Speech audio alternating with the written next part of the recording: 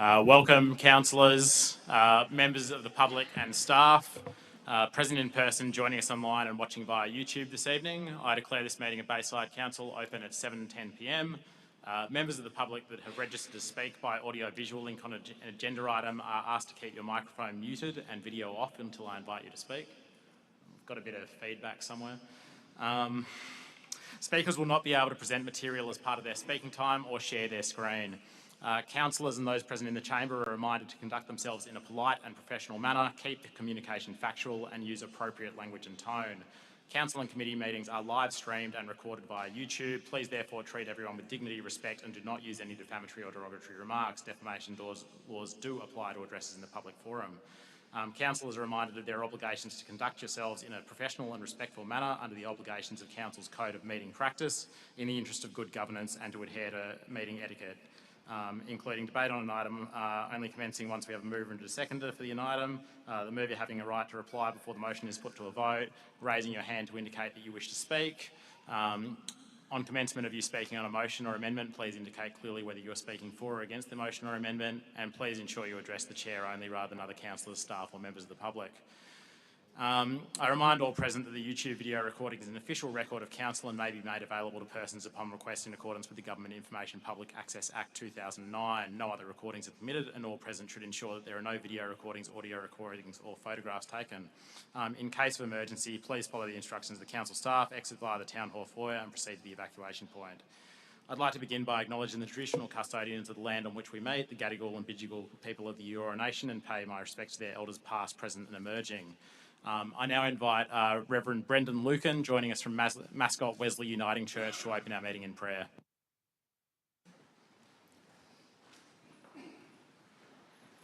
Let us pray. Heavenly God, we give you thanks that we live in a country where people have freedom to express, that we live in a country where there is peace and where we aspire for harmony. May that peace be present here tonight. May we all conduct our business with respect and with care. Tonight we particularly honour all those who have volunteered for council. May they conduct business with wisdom and insight and empathy. We also honour all those who work for council and for all those who are cared for in this community. May your peace, which is seen in love, be present with all tonight. And we honour all this in your heavenly name. Amen. Thank you. Thank you, Reverend Lucan. We now move on to condolences. We have a condolence from Councillor Douglas. I'd like to call on the Deputy Mayor, Councillor Douglas, to say a few words. I just wanted to make a condolence to a resident, Tara Anderson, who I met through my interest in the Safer Streets issue, speaking to the police, and they said that one of the reasons why we haven't traditionally had the police on the ground is because of their high domestic violence in the area. And Tara was someone with lived experience, and she came on board to help me and others shape some ideas for what we could do in Bayside around domestic violence.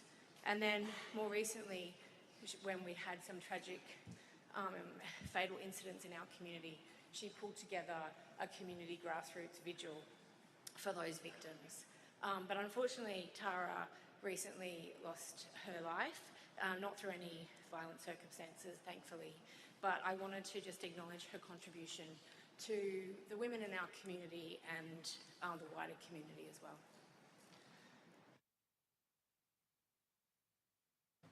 Thank you, Councillor Douglas. Would any other councillors like to speak? Does any other councillor have any condolences to put forward? No, thank you. There are no apologies received tonight. We're all here. And no councillors attending via audio-visual link. Does any councillor wish to make any disclosures of interest? Councillor Poulos, Councillor Douglas, Councillor Barlow, Councillor Awada. Thank you, Mr. Mayor. Item 11.1, I think it's on the screen there. Okay. Non-pecuniary less than significant on the basis that my family-owned and operated childcare centre. I prefer to leave the chamber for consideration and voting on this matter. Item 11.5, non-pecuniary significant on the basis that a branch member of the Labor Party lives in the street where the changes are taking place. I will leave the chamber for consideration and voting on the matter. Item 11.6, non-pecuniary, not significant, but I will not vote on the item since I'm the subject of that motion. I did put that I wasn't sure, but they're voting to replace me, so I can't vote on that.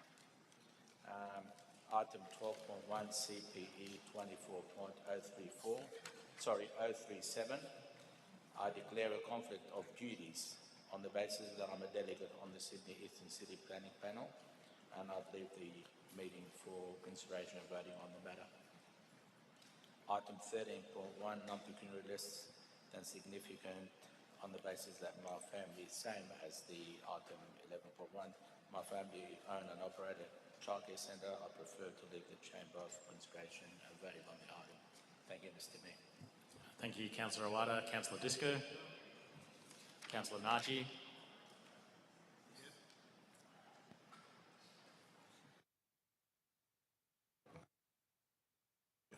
Mr. Mayor, just like Councillor Awada, I'd like to declare an interest as I sit on the planning panel on, let me see the item, what is it? Even with glasses, on item 12.1. Thank you. Councillor Naji. Councillor Brederhoff. Councillor Saranovsky. Thank you, Mr. Mayor. I think 11.8, yeah, it's been added. Do I still have to state it? Disclosure of interest in regards to 11.8, response to notice of motion, sporting fields, item CWA 24.037, less than significant non-pecuniary interest as Bexley Bombers volunteered a few volunteers to hand out pamphlets on election day. I never played, coached or mixed with the club, and I will remain in the chamber. Councillor Saranovsky. Councillor Kassim. You've got to read it out.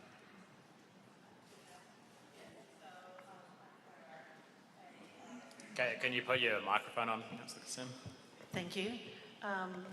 So yes, I'd also like to declare a less than significant non-pecuniary interest in item 11.8 on the basis that I have signed a pledge as a supporter of community sports to explore opportunities for more all-weather fields in the St George area. Thank you, Councillor Kassim. Councillor Strong. Councillor Boudelot.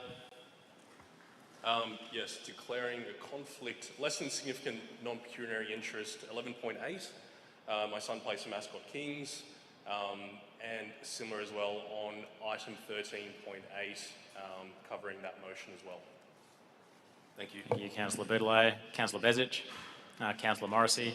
Thank you. Item 12.4, CWA 24039, less than significant non-pecuniary on the basis I live in that neighbourhood. I will leave the meeting for voting and consideration on that matter. Thank you. Councillor Morrissey. Councillor Curry. Thank you, Mr. Mayor. Item 12.4, CWA 24.03, Wentworth Avenue and Page Street Shed Path.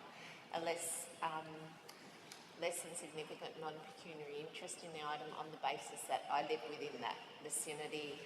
I'll remain in the meeting for consideration and voting. Thank you, Councillor Curry and myself. Item CPE 24.036, less than significant non-pecuniary interest on the basis that I work with the Minister for Crown Lands, but I'll nevertheless leave the chamber out of an abundance of caution.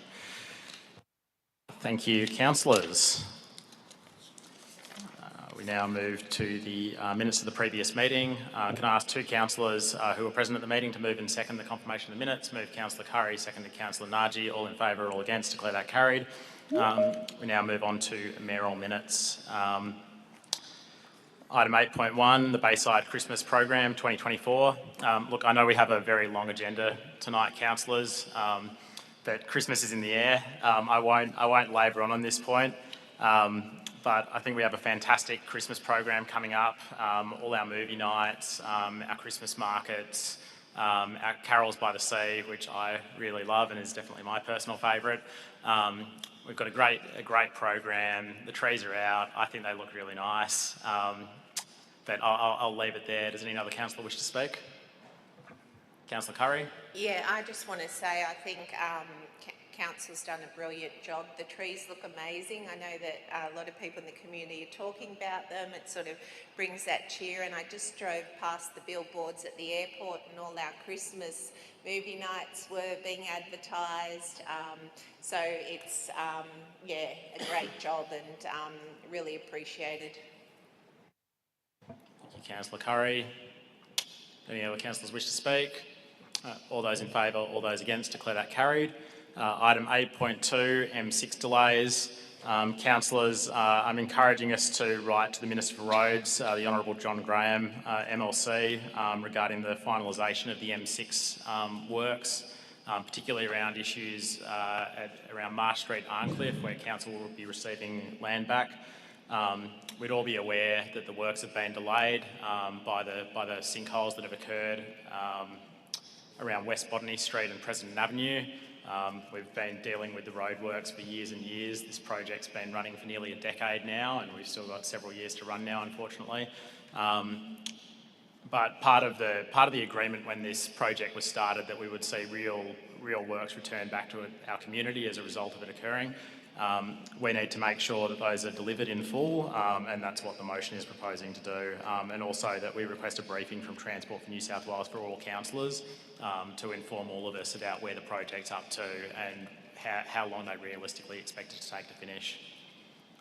Councillors, are there any other speakers? Councillor Douglas. I just want to thank you, Mr Mayor, for bringing this Merrill Minute forward, because I think it's very important for our community that we find out more about the impact of those M6 delays and the co-benefits that can be secured for our community. And getting that councillor briefing session is a great way to start getting that information out and allowing us to lobby Transport for New South Wales on our community's behalf. So thank you.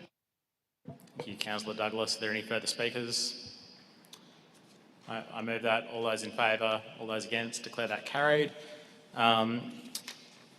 Just prior to the public forum, we'll deal with items by exception for the remainder of the business paper. Councillors, are there any other items you wish to pull out and deal with other than those in which councillors have declared conflicts or notices of motion or the public forum? Councillor Poulos. Councillor Douglas. Item 11.7, please. You. Councillor Barlow. 11.7. We've got that one. 11.8 I can hardly, and that's and CP 24.002 and CWA, no, that's connected with 11.8, so it's fine. Sorry, CWA what, Councillor? No, because it's connected to 11.8. Thank you, Councillor Barlow. Councillor Awada. Okay. Councillor Disco, Councillor Naji, Councillor Brederhoft, Councillor Sarabanovsky, Councillor Kassem, Councillor Strong, Councillor Boudelay. Mr Mayor, 11.8 on sporting fields, please. We've got that already. Got that already, sorry, apologies. Councillor Bezic, Councillor Morrissey, Councillor Curry. Yeah, thank you, Mr Mayor. 11.1 and also 12.2 CWA 24.037, noting that it is attached to 11.8, but just for the purposes of process, I just want them both to be out. Yep. Thank you, Councillor Curry. And nothing from me. Sorry, should I say I just wanted to move a motion for an extra speaker to talk at the early learning motion for the public? As in the early learning motion within the council reports is already pulled out, and your notices of motion will be pulled out for an extra by default. speaker to speak to the motion. You'll need to move a motion for that. Okay. Thank you, councillors. Do I have a mover and a second to the item to be dealt with by exception? Moved Councillor Awada, seconded Councillor Bezic. All those in favour, all those against, declare that carried. We now move on to the public forum. Members of the public who applied to speak at the meeting are now invited to address this meeting. We have 4 speakers tonight, beginning with item 11.8, response to notice of motion, sporting fields, additional information. You have a list of the speakers, sorry? Yes, there you go. I call Dr. Greta Werner, affected neighbour, for the officers, speaking for the officers' recommendation. I believe former Councillor Werner is joining us online. Councillor. Thank you. Can you hear me? Loud and clear. Fantastic. Okay, well, look, thanks for letting me speak today. And I just would like to say I support the recommendation for natural turf feasibility studies for all the parks at Kingsgrove, Lestrange and Jellicoe Park, because I think the community should know the relative cost between natural and synthetic turf fields, just so that the other advantages and disadvantages can be taken into account with respect to the cost as well. So as we know, the disadvantages of synthetic are one of the reasons that the European Union is now phasing out synthetic fields, and that is because of pollution, so microplastics, but also the plastics that that are generated when the fields have to be replaced. So there's a lot of plastic in those fields, and they end up going to landfill. Of course, other disadvantages include the heat, so that's the surface heat that can lead to burns in summer, and then also the radiant heat, so that is that can contribute to sports people who are playing, including children, to become overheated. Other disadvantages are environmental, so the synthetic surface disrupts the microorganisms in the soil. And also, if you're replacing a natural field, natural grass actually absorbs carbon, and this, of course, helps against climate change. So the synthetic fields don't absorb carbon, and this is another disadvantage. The other thing is that players apparently prefer natural grass, and some of that is because, you know, if you fall over on a synthetic field, it can cause more abrasions than what you would get in natural grass.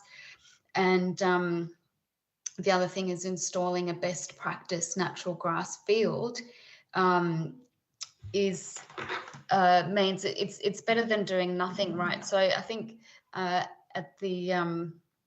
at one of the committee meetings, it was suggested that, you know, there's a choice between a synthetic field and doing nothing and keeping the natural grass fields the way they are in those parks. But actually, if there was, if drainage was improved and best practice fields were installed, that would definitely be that wouldn't be doing nothing, that would be doing something really useful. Because I think in the end, we all want our sports clubs and to be able to use those fields. We want the kids to play sport, and we want them to enjoy it on a field that they can enjoy playing sport on.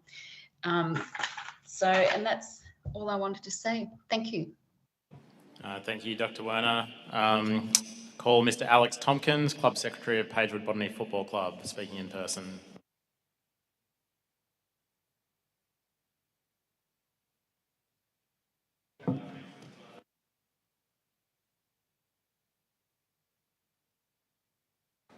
Apologies, we'll skip over that. I think we're actually speaking against the motion for additional information, just on the screen there. But anyway, as you heard, I'm Secretary of Pagewood Botany Football Club. We previously attended the council meeting on the 27th of July this year in support of the motion at the time to explore and investigate options for the installation of an all-weather field at Jellicoe Park. It's my understanding that as part of the report generated from this motion, it was found that Jellicoe was viable to proceed with the recommendation to undertake the technical and economic feasibility study. So to hear now that the stance of the committee has changed and that only natural turf feasibility studies could occur is quite disappointing, to say the least. Our needs for a field designed to meet the requirements of our growing community have not changed, so our thoughts are still current. Pagewood is the largest football club in the eastern suburbs, encompassing 24 clubs in the area, including 2 within Bayside Council. We have 1,700 playing members, over 2,000 when you include all our coaches, managers, employees and volunteers. Our parents and community partners take our direct community impact to over 6,000 people. So with this number of people, we really are the heartbeat of our community. Jellicoe Park is more than just a place to play football. It's a place of safety, enjoyment, consistency, and ultimately unity for the community. So we not only provide a footballing home to our community, but we also have a passion for our community, supporting and engaging wherever possible. Our long-term links with great causes such as like the Mascot Anzac Day ceremony, Botany Pool fundraisers, Bayside Women's Shelter and Wingap are just a few of a growing list. As you can see, we support the community in so many ways. It really is who we are. So we attended in July as we are now struggling to maintain the support of our own internal network at football. This is a result of the football playing grounds that are not only in very poor playing condition, but they're regularly closed due to the weather. In the 2024 season alone, we were closed for 50% of the football season. So data from the World Health Organization has highlighted that 78% of boys and 85% of girls do not meet the recommended levels of weekly physical activity, and this is having a serious impact on their mental health and well-being. The preventable ground closure at Jellicoe are greatly contributing to this. Jellicoe Park provides a psychologically safe and physically consistent environment for our youth. When we are closed, we cannot provide this support. With an all-weather field, we can maintain this safe and consistent environment, decreasing children's physical and mental health issues. Jellicoe Park has not been resurfaced in its history. The playing surface is no longer fit for purpose and its condition increases the risk of injury. The park does not drain water after it rains and often during winter is closed after a small shower. We've seen numerous park redevelopments take place at other grounds in the Bayside LGA. We believe Thank that you, is our Mr. terms. Tompkins. Please wrap up. Thank you. Ms. Chloe Morton, interested resident, speaking in person.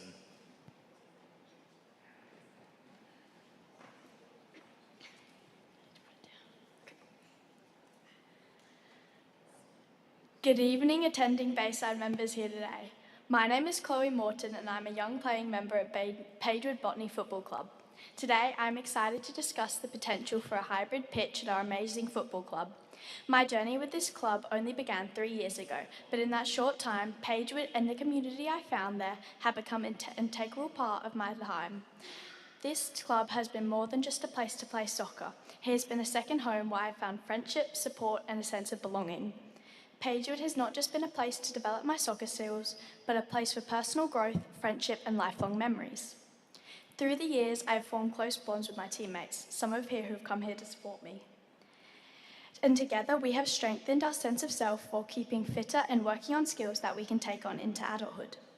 Our team is called the Bandicoots, and our dedicated coach Darren takes us through our paces at Jellicoe Park every Tuesday as well as our games on Thursdays. We are not the greatest players in the world, but what counts for us is that we try our best and have a laugh, even when the game's not quite going to plan. And when we do win, and if I score a goal, then my dad takes the whole team to McDonald's. We are just a bunch of teenagers having fun, and in that we are just like other teenagers. The difference is we are having fun playing sports, and it is something too many teenage girls sadly miss out on. Dropout rates for teenage girls in sport are far too high.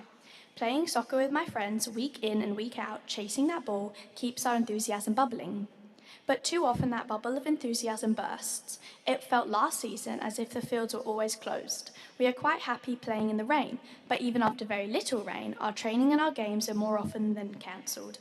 It is very deflating and dispiriting. We can't train to improve our skills, we can't play those vital matches with their highs and lows, near misses and disparate clearances. That take us through the ringer for an hour every Thursday. The sun may be shining, but when the pitches are waterlogged, everything is summarily cancelled. Getting the news that we can't play is such a disappointment, and the week feels empty. We desperately need a hybrid pitch that can stay open for play in all weathers, a true flat pitch without the lumps and bare patches that make the ball bobble around, where we and hundreds of other players in our club can play to our full potential. We have all been inspired by this year's Olympics and the fortune of the Matildas. We would like to feed off that inspiration, train and play, so we can look forward to becoming more complete players with skills that we can share into the future. A future where we make new friends, playing this sport that empowers women to succeed together. Soccer means a lot to me. It has enriched my life through friendships, skills and fitness. I am passionate about encouraging future generations of girls to play at our club, and a hybrid sustainable pitch would ensure regular practice, regular games and have a profound impact on our community. The pitch will provide a reliable venue for our community to get together, fostering the growth of players young and old and strengthening the bonds that made Pagewood Botany Football Club such a special place. Thank you for your time and consideration. Thank you, Ms Morton. Councillors, do we have a mover and a seconder? Moved Councillor Boutillier, seconded Councillor Disco. Councillor Boutillier. Do you wish to speak? Oh, just obviously I agree with a lot that's being said, especially at Lestrange Park. And sorry, we're speaking to 11.8. I'd also like to move an amendment to that particular item, if that's possible at this time. We'd like to move, and sorry, I was going to send it to governance, so apologies, was to nominate Lestrange Park, Jellicoe Park for all-weather pitch feasibility study, and to move forward with that. Also to note that the moratorium on all-weather pitches was only valid until the New South Wales guidelines were published, which I believe they've now been published. And so the reasoning for this is I 100% support what you're saying. I know Mascot Kings as well say the same thing. They've explored natural turf. There is natural turf there. There's obviously a lot of issues, and I believe, and as a lot of people in the community believe, that an all-weather pitch is the solution here. So I would move and amend that Jellicoe Park, Lestrange Park have an all-weather pitch feasibility study. Thank you. Thank you, Councillor Boutillier. Sorry, Councillor Disco, do you wish to speak? Yeah, no, just Councillor Naji. clarification. Just clarification. They've mentioned Jellicoe Park, Lestrange, and what about Kingsgrove?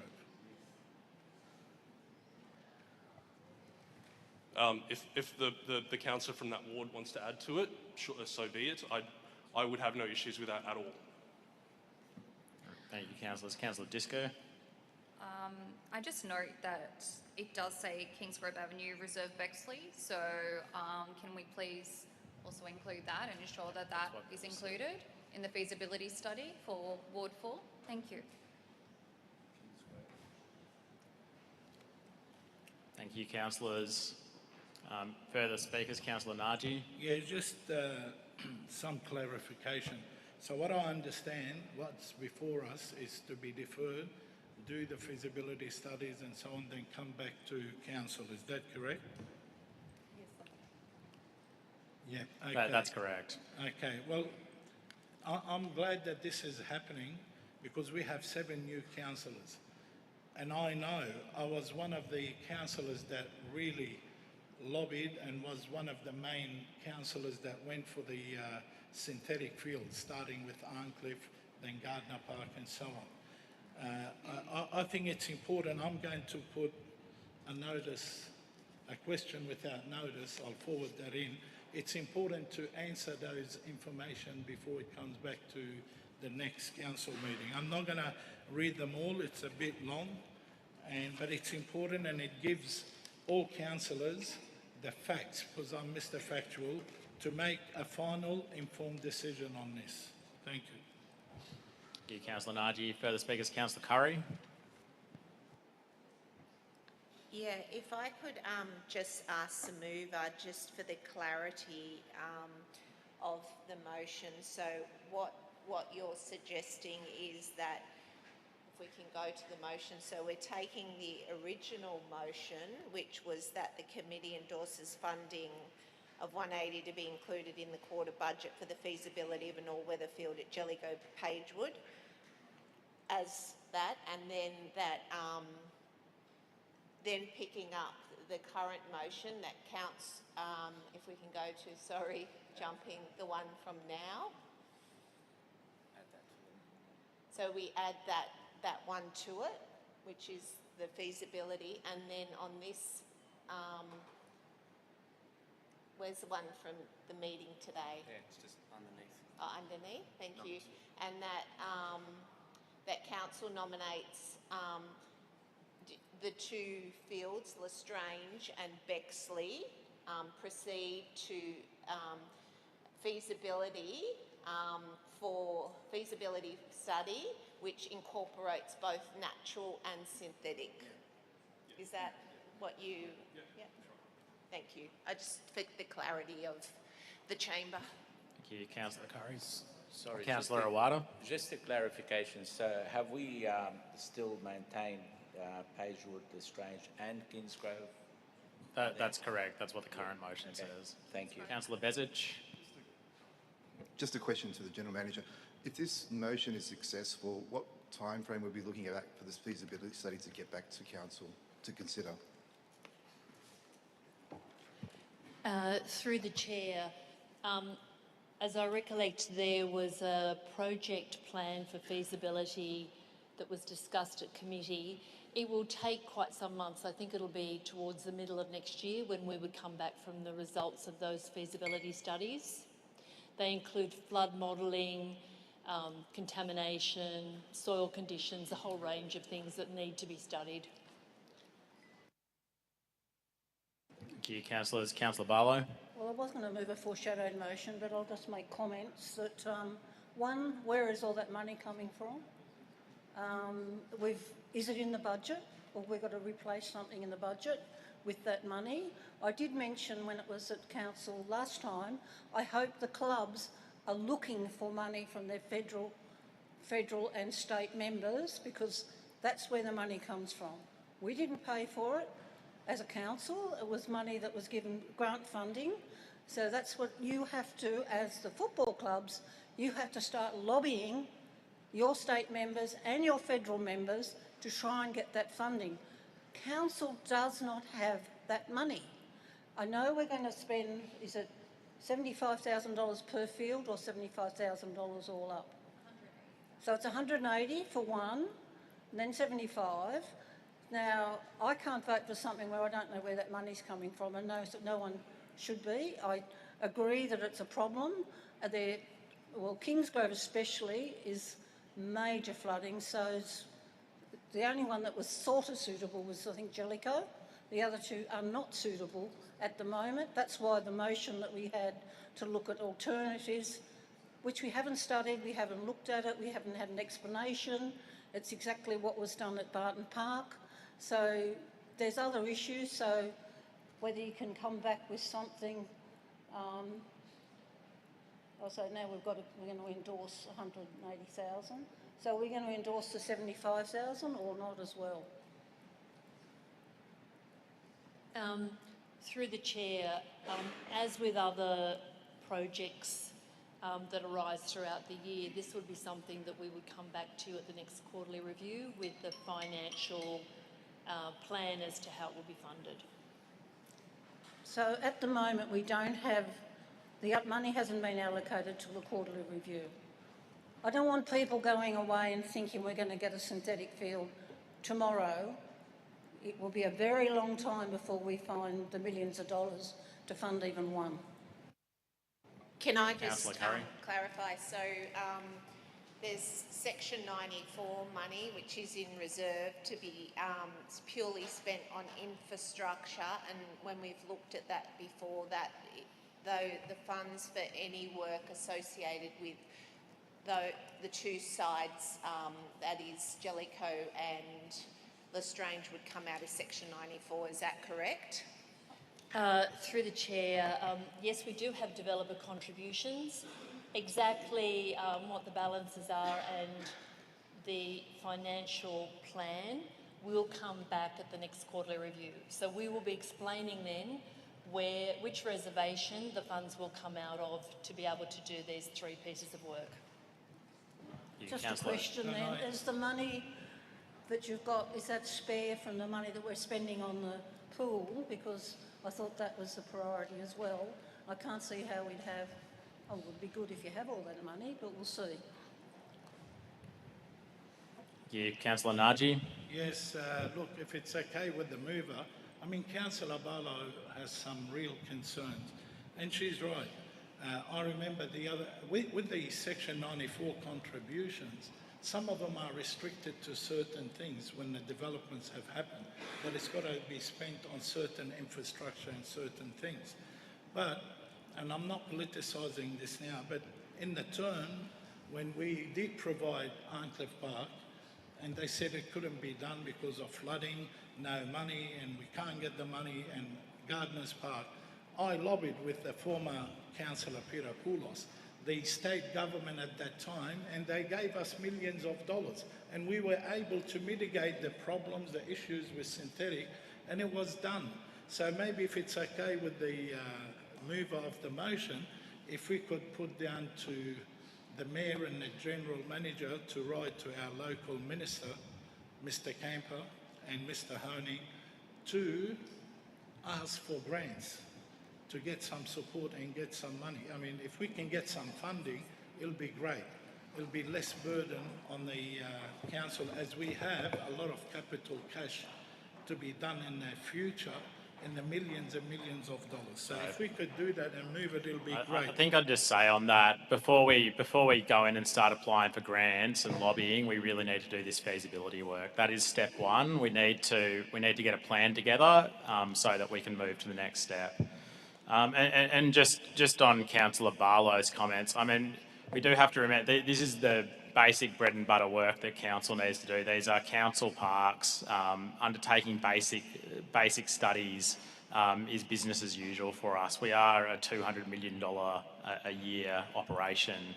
And as the General Manager noticed, this will come back up procedurally through the next quarterly budget review. Councillors, any further speakers? Councillor Douglas. I have a question. So I have some ongoing concerns, which I've spoken out about previously with synthetic turf. I want to know, with this, through the chair, with this report, will it cover things like the cost of maintenance for synthetic turf versus natural turf ongoingly, the warranty hours of synthetic turf versus natural turf, and also the heat impacts, the hours of usage that are safe under the Football New South Wales hot weather policy? Will those things be covered in the report, or do I need to move an amendment to make sure that they are? Through the chair, if the list of your issues could be provided to staff, then we'll ensure that we incorporate those into the studies. Thank you, Mr Mayor. To save Councillor Douglas some time, I've already got 6 points and they cover those, some of them that Councillor Douglas, so I will put them in with question without notice, and hopefully the answers would come back with the report from the council at the next, whatever, council meeting. Thank you, councillors. Any further speakers? Councillor Strong. Yeah, I just have some questions about the initial report to the staff. The report indicates that the proposed synthetic turf aligns with the Community Strategic Plan 2018 to 32 for community wanting Bayside to be green, resilient and sustainable when presented at the City Works Committee. Within this community strategic plan, it is stated that our natural assets are to be protected and enhanced. Can the staff please inform how synthetic turf protects our natural assets? Sorry, Councillor Douglas, can you turn off your microphone, please? Feedback. Sorry, I couldn't understand that. Would you mind repeating yourself? Sorry, Councillor Strong. Just, I don't think the only going just for the synthetic plan. Sorry, I don't you think stand it while speaking, aligns please?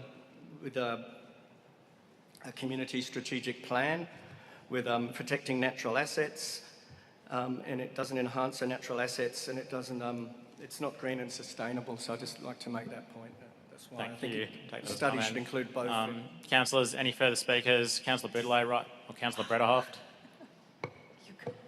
Okay, Councillor Boudeleau would be taking his right to reply. So, Councillor Brederhoft, do you want to speak? Oh, okay. Sorry. It's my first time. I just want to make sure, and I think that this is we're now looking at 3 different parks, and we're doing a feasibility study with natural turf on that, and synthetic fields. That's good and fine if we can do that and council can do that. But what is our overall long-term vision? And I really think that we as a council have a responsibility for all our sporting fields, and are we going to have in the next month or so another councillor coming and we're looking at another park with another extension of a synthetic field. So I would really propose, and I don't know how I'm doing that, but to put up a motion that we look at it strategically at all our parks to see what we can do with them and whether that's a feasibility. I can foreshadow that or to do that in the next meeting or for the December. So to create equity really also along the whole council area, because we might have a lot of fields in one council area and not in another area. And I think it's really about equity according to sport fields, but also equity in terms of the sports that council supports, whether it's cricket or other sporting fields, netball or basketball. And I think we really need a strategic approach for that. Thanks, Councillor Brederhoff. Councillor Boudeleau, right of reply. Just a couple of points. Yes, I agree. We need to probably look at all the parks, and I think there's an opportunity for kids to play football or whatever sport across the council, whatever kind of pitch is good. Two, I would also note, I'm not sure if it's on there, that the moratorium, I'm not sure if the right word is no longer valid or is in place, given that the New South Wales government have finished the report into turf. So I would just note that for future, for the motion as well. Thank you, Councillor Boudeleau. Thank you. All those. I think we'll Sorry, make sure it's on it's there captured in now. the minutes. All those in favour? All those against? Declare that carried. Thank you, councillors. Item BTC 24.175. Sorry, a division's been called. Councillors, Councillor Curry.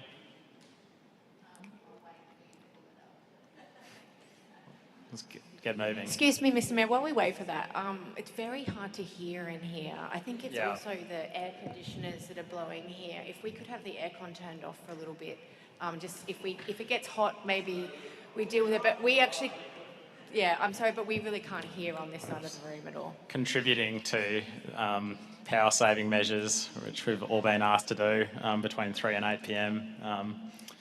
And yeah, we can turn it back on in 10 minutes. Got that up. Councillor Curry, Councillor Morrissey, Councillor Bezic, Councillor Boudeleau, or Councillor Strong,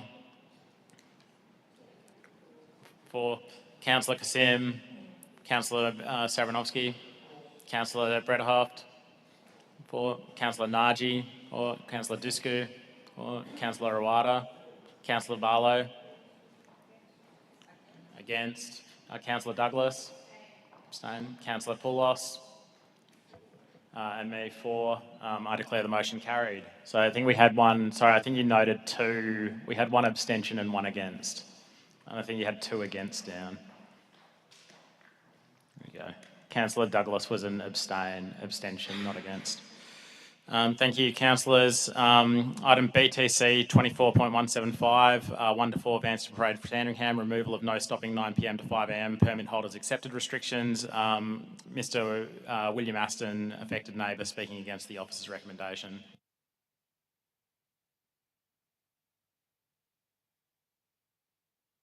I think we got 3 minutes.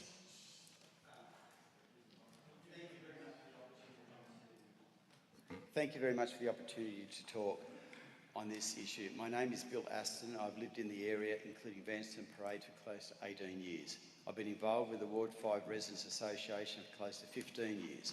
We moved from monthly meetings that were attended by Ward 5 councillors at Ramsgate RSL to Facebook because of COVID. We currently have over 1,300 members on Ward 5 Residents Group. I object to the approval of the officer's recommendation, which I stress is not because of incompetence on his behalf, and I'm saying that to the keyboard warriors out there. It is because of a lack of knowledge of the history regarding council's enforcement of parking restrictions in this area. The council officer contacted 4 out of 5 residents that were surveyed in Vanstone Parade about this issue that affects the whole street of 13 residents and states there was 100% support. I provided to council 6 survey forms from other residents in Vanstone Parade I could quickly contact that do not support his recommendation.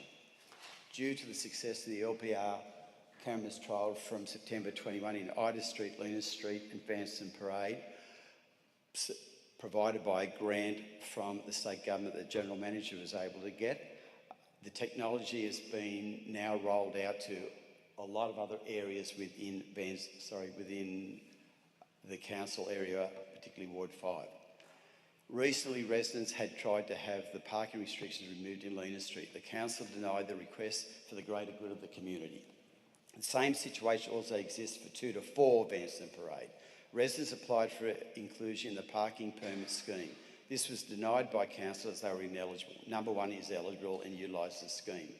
Residents driving this even went to a current affair on the 7th of July 23 who reported on the issue. I was also interviewed. As with Lena Street, requests that was denied, approval of officers' recommendation would dilute the effectiveness of what the council has undertaken for many years to combat hooning and antisocial behaviour. During the current affairs segments, the State of Vanstone Parade has become a small piece of paradise after Bayside Council put in cameras to stop hooning, but it's created problems for some residents who can't park outside their homes and now pleading for permits. Mother 3 Rosemary and her family are the new kids on the block. They settled on their property in July 22. It was stated by the resident she was aware of the parking restrictions. Rosie has a double garage accessed by the back lane. Residents also stated, I'm not saying remove the no stopping signs. I have nothing against them. I just want you, give us 2 permits to make our life easier, have our kids' lives easier. Statement was made by Bayside Council on this segment. Bayside Council's residential parking scheme follows mandatory transport for New South Wales guidelines. In accordance with the guidelines and our policy, residents with 2 or more parking spots within their property are ineligible for a parking permit. A residential parking scheme... Thank you. Please wrap up, Mr Aston. Just pass an extension. Bayside Council should not approve the officer's recommendation. Council is not in the business of providing public on-street parking in front of a private residence at the expense of the rest of the community. Thank you, Mr Aston. Do I have a mover and a seconder for the motion? Moved Councillor Poulos, seconded Councillor Douglas. Councillor Poulos. I move that the long-standing antisocial traffic measures along Vanstone Parade, Sandringham be retained and unrestricted parking therefore not be permitted. Thank you. Councillors, further speakers?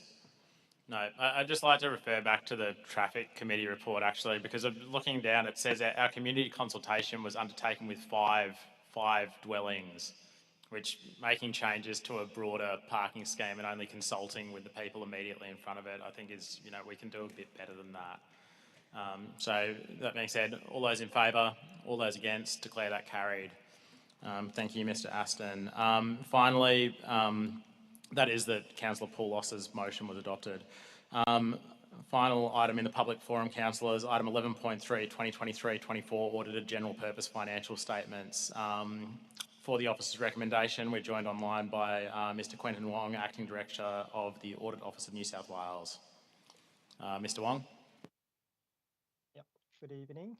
I will just share my screen because I do have a presentation.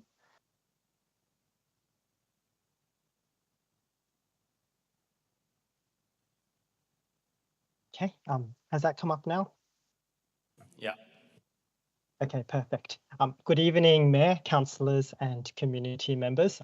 My name is Quentin and I'm from the Audit Office of New South Wales, and I'm responsible for the audit of council's financial statements on behalf of the Auditor General for New South Wales.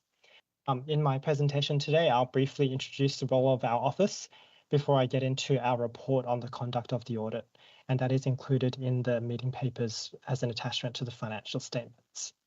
After that, I'll briefly touch on our work program for the year ahead, and I'll finish up with some time for questions. So the Auditor General for New South Wales helps Parliament hold government accountable for its use of public resources. And as the Audit Office, we support him in his role for auditing financial statements for New South Wales public sector entities as detailed on the slide. The Auditor General also conducts performance audits and reports to Parliament on his findings on the effectiveness, efficiency or economy of government activities. So we have completed the financial audits this year for Council's 30 June 2024 financial statements. We audited the general purpose financial statements, which sets out Council's financial performance and position at year end. And on those financials, we issued an unqualified or a clean audit opinion, which is good news. And that means that the financial statements are fairly stated.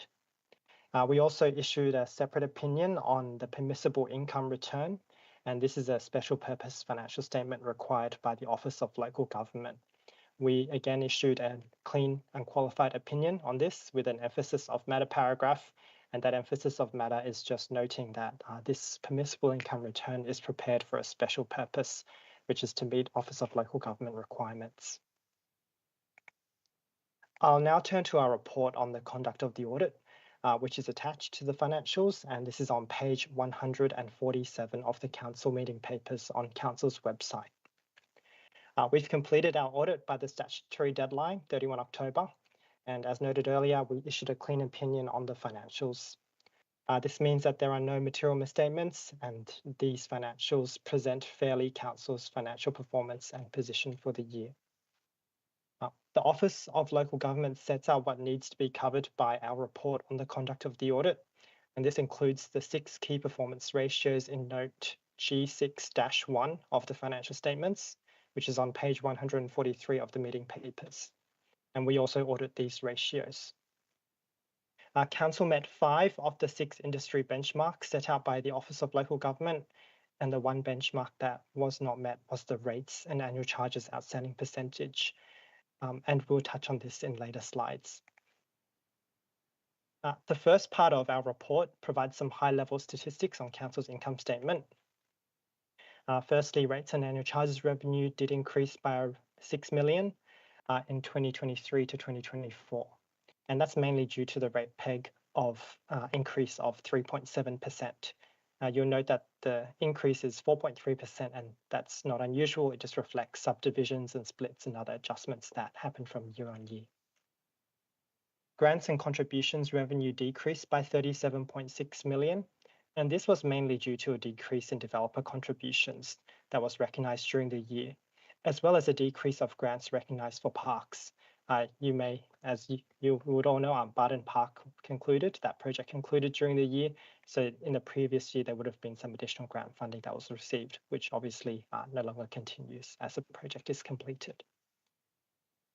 The operating result for the year, so Council reported an operating result of 34.4 million, and this was lower than last year. And much of this decrease was due to the decreases in grants and contributions revenue, as well as some increases in employee expenditure and materials and services expenditure. And finally, we do report that the net operating result before capital grants and contributions is a net surplus of 9.9 million, which is an increase of 3.1 million compared to last year. And this shows that even when we take out the capital grants and contributions received, Council is still in a positive financial position. The next part of our report just makes some commentary on the cash position of Council. So cash and investments stayed fairly consistent from last year. And of that, 398 million is externally restricted. And this mainly consisted of developer contributions and unspent funds on specific purpose grants. These cash and investment levels have a positive impact on the unrestricted current ratio, debt service current ratio, and cash expense cover ratio, which are 3 of those 6 ratios that the Office of Local Government requires councils to disclose. And all those 3 ratios exceed the Office of Local Government's benchmark. So speaking of the ratios, the next part of our report discusses the key ratios in note G6-1. And as mentioned earlier, only one of the benchmarks set by OLG was not quite met, and that was the rates and annual charges outstanding percentage, which I will talk about in the next slide. So this percentage assesses the impact of uncollected rates and annual charges on Council's liquidity and the adequacy of debt recovery efforts. And the benchmark that the Office of Local Government sets is for less than 5% of rates and annual charges to be outstanding for metropolitan councils. You can see that Council continues to not meet the benchmark for the current financial year, but there was a small improvement or a small decrease in the outstanding percentage over the last 3 years from 7.4 to 7.2 and now 6.9%. While the actual outstanding amount collected this year to be collected has stayed fairly similar to last year. You can see the numbers on the slide, around 10.5 million. The increase in the total amount collectible has resulted in that slightly lower outstanding ratio. And the last part of our report on the conduct of the audit notes the amount that Council has spent on infrastructure, property, plant and equipment this year. Council has renewed a similar amount of assets as last year, and it has acquired almost $30 million in new assets, which is up from $20 million last year. I would like to thank Council's finance team for their professionalism and cooperation with our team in the conduct of our audit. And lastly, I'll just briefly discuss our annual work program that the Auditor General tabled earlier this year in August.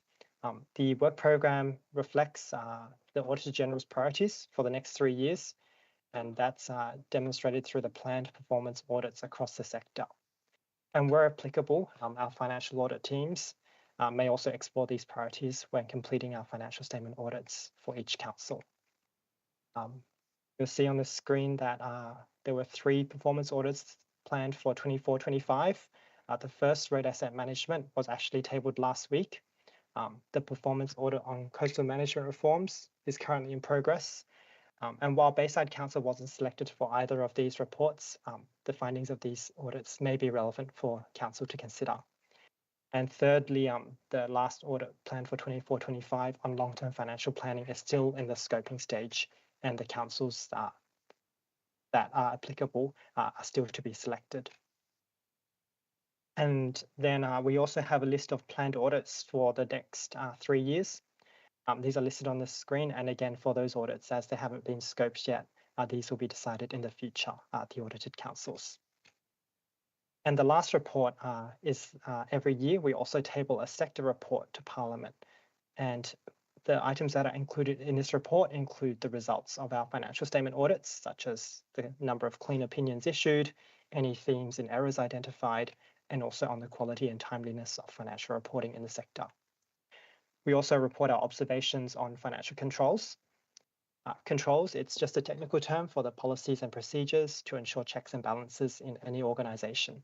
So our financial audits always include reviewing these key checks and balances over financial and governance processes. We also look at IT and cyber controls, as financial reporting is highly dependent on reliable and secure information systems. And finally, we report on observations in governance, such as fraud control processes, managing conflicts of interests, how well councils are prepared to ensure continuity of business in the face of disruptions, and also some observations on the effectiveness of internal audit at councils. So thank you for hearing my presentation. I'm happy to take any questions on our work program or on our audit report. Thank you, Mr. Wong. Councillors, any questions? Do I have a move and a seconder? Moved Councillor Kassim, seconded Councillor Morrissey. All those in favour? All those against? Declare that carried. Thank you, councillors. And thank you, Mr. Wong. That concludes the public forum. Just before we leave the public forum section, I'd like to move a motion to allow an additional speaker to speak on 13.1 and 11.1, Evan Gray from the United Services Union. Excuse me, Mr. Mayor, I have to object to that. We have a meeting code of practice. Everyone is required to register. I'm sorry, nothing personal, but we can't. That is the meeting code of practice. People know that they've got to register by 5 p.m. the day before. We just can't let people speak. Thank you, Councillor Curry. I mean, I think you are allowed to do it by way of motion. Is there a seconder to Councillor Strong's motion? Seconded Councillor Naji. Are there any speakers? All those in favour? All those against? Declare that lost. Thank you, councillors. We now move to item 11.1, Early Childhood Education and Care Worker Retention Payment and Draft Splinter Award. Do I have a move and a seconder? Councillor Awada needs to leave the room.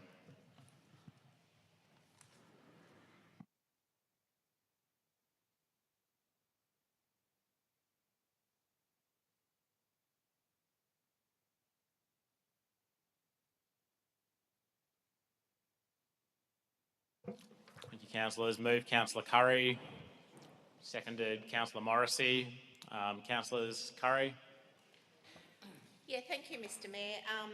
Thank you for providing this report. Obviously, early childhood education is really important, and we do run some very effective services, and I know that it is really hard to get early childhood educators, and for that reason we pay above ward to ensure that retention.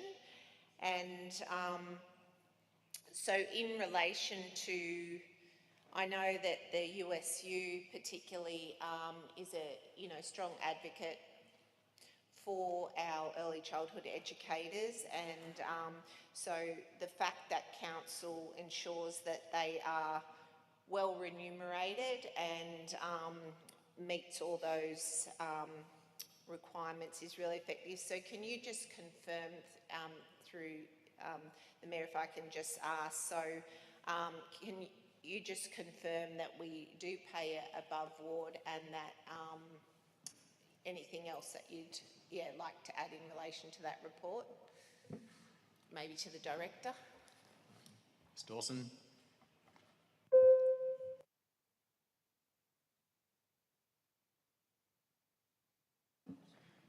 Yes, we do pay above the award. The table on the second page of the report shows you what the award rate is, shows you what the percentage increase would be under the retention payment, and shows you the amount that we pay, which exceeds both of those amounts combined. So yes, we're definitely paying above the award, as well as providing many other conditions to our childcare workers that we're not required to provide under the award. Thank you, Councillor Curry. Councillors, further speakers? Councillor Barlow. Just a question, comment that I'm pleased to see that we had the award is so high. I mean, it's a great place to work, I believe, but it's the fact that in this report we can't even get that 15% rise because we pay above the award wage. Obviously Inner West doesn't, so that's why they've got it. And then what happens in 2 years' time when this federal government doesn't continue the 15%? So at the moment I'm really pleased with the report and the detail, and I'm pleased that our staff are retained, and obviously it's a great place to work. Thank you, Councillor Barlow. Councillors, any further speakers? Councillor Brederhoft. Sorry. There's one point in the paper which says council may be eligible for the second instalment of 5% to some educators, depending on the CPI wage increase in 2025. How can we ensure that council keeps an eye on that might be the case, and we could apply for that?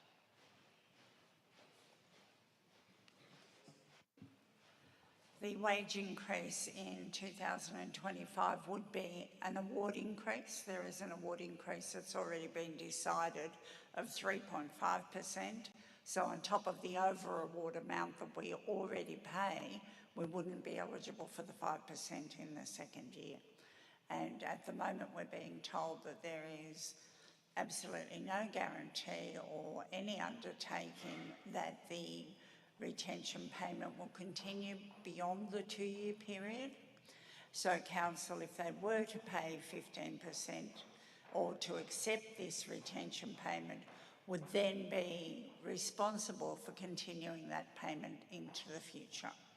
As well as that, there's an election and potentially change of government in the middle of that process. So it is all a bit up in the air at the moment, and we're dealing with advice from Department of Education, Federal Department of Education. Thank you, councillors. Further speakers? Councillor Curry, right of reply. All those in favour, all those against, declare that carried. This is the report we're talking about, and not the original motion that was put forward. Can I speak to the original motion now? Is this the right moment?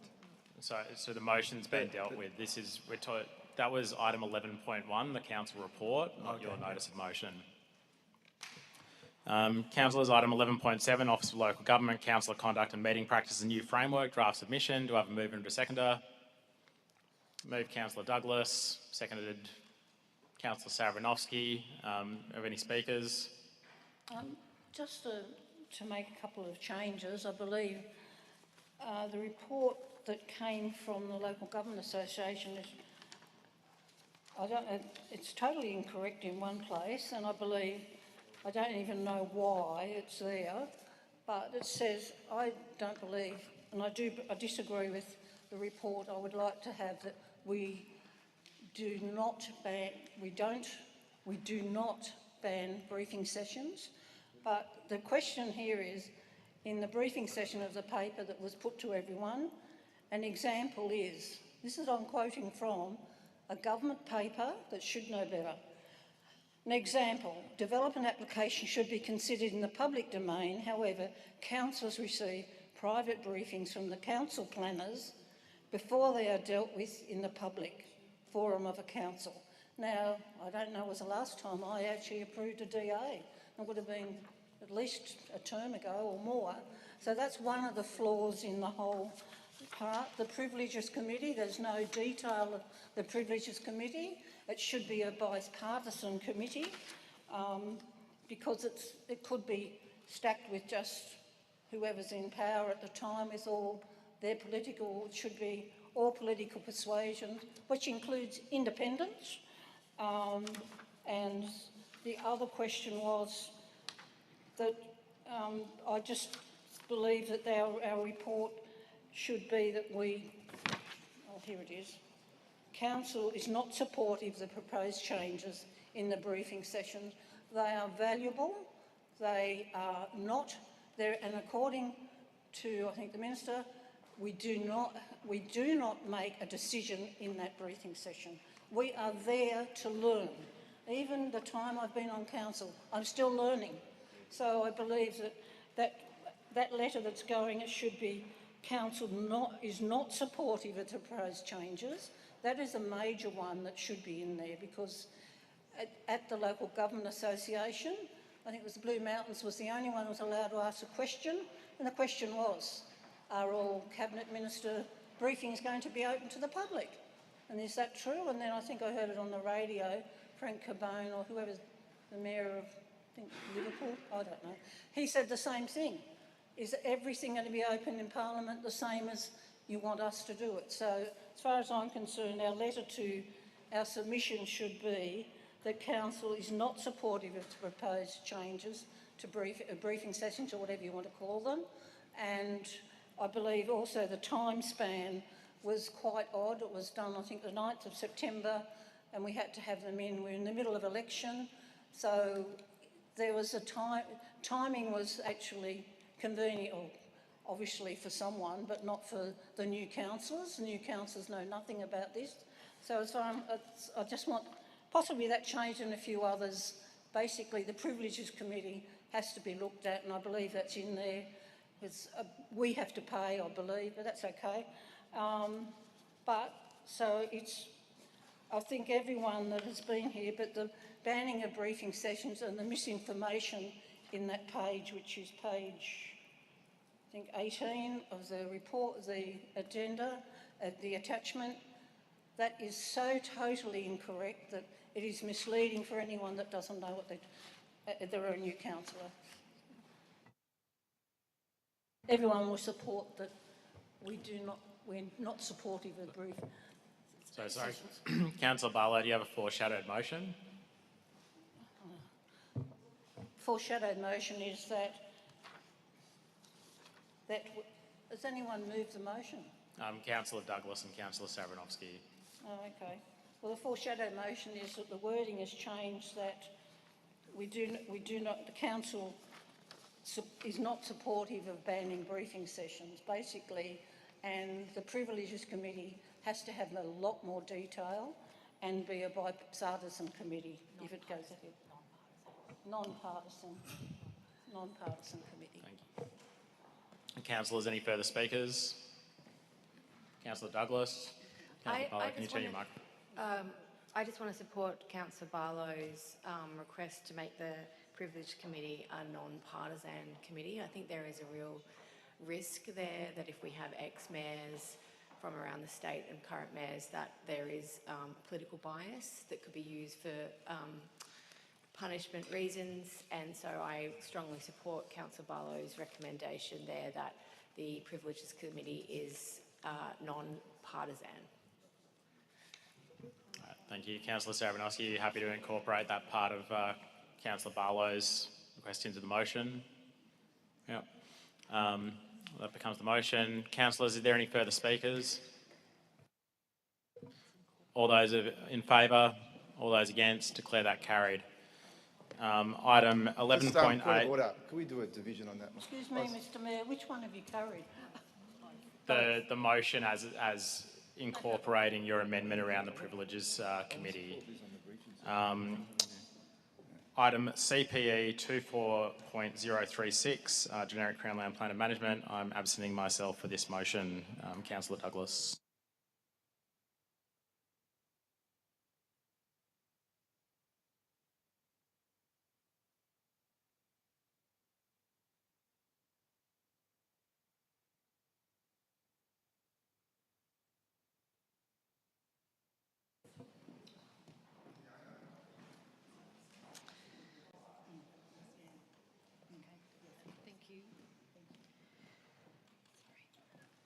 Do we have anybody to move the motion for the report CPE 24.036, the Generic Crown Land Plan of Management? Councillor Morrissey, and a seconder, please. Councillor Curry. Do we have any debate on the motion? No? All those in favour say aye. All those against say nay. That motion is... We need division. Do we need a division? We have to have a division. We have to have a division because it's a planning matter. Deputy Mayor, it's what you hear first, and if someone calls for a division, then they will call for a division. So Yeah, what's your decision on this one? Yeah, this is a planning matter, so it has to have a division. So when we're ready, we will go around the room. So Councillor Curry. Hang on, just let them get it up first. Yep. And we're doing a division? Yeah.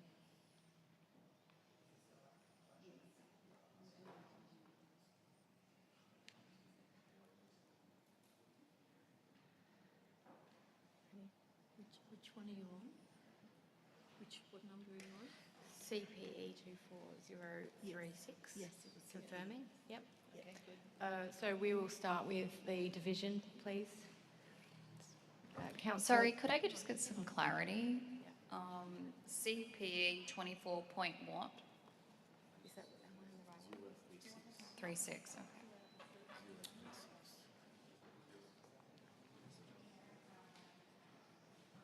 Proposal for Wentworth Avenue East Lakes. Yeah, we're on 35, aren't we? But Ed's got 36. Sorry. Councillor Morrissey. Sorry. Councillor Morrissey. Councillor Morrissey, which motion did you move? That's because... Oh,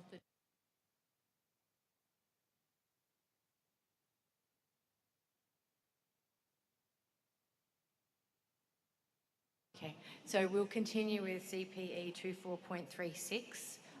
We're calling voting on a division there.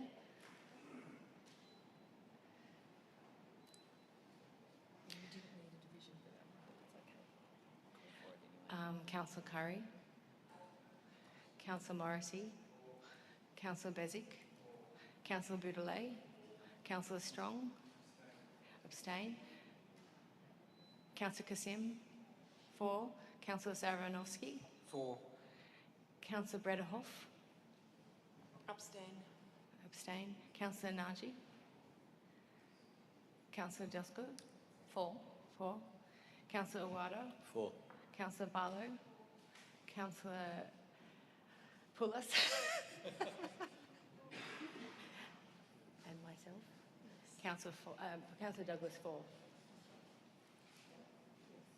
Okay.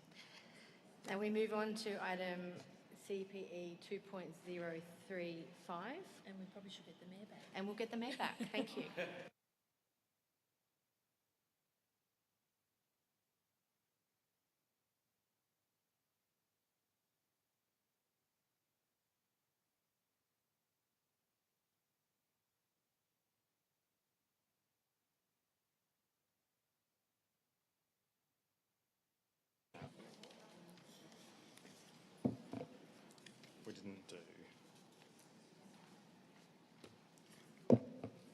I'm sorry, councillors, we missed item CPE 24.034, City Planning and Environment Committee Chairperson and Deputy Chairperson.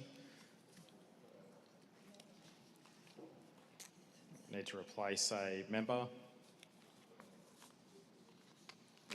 Councillor Awada, I believe, is leaving the room.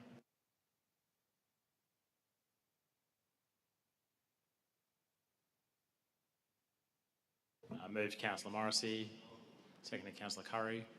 And I'll nominate Councillor Sarabanovsky to replace Councillor Awada. Thank you. A motion. Any further speakers? Councillor Douglas. I think Councillor Strong also wanted to be nominated for that position.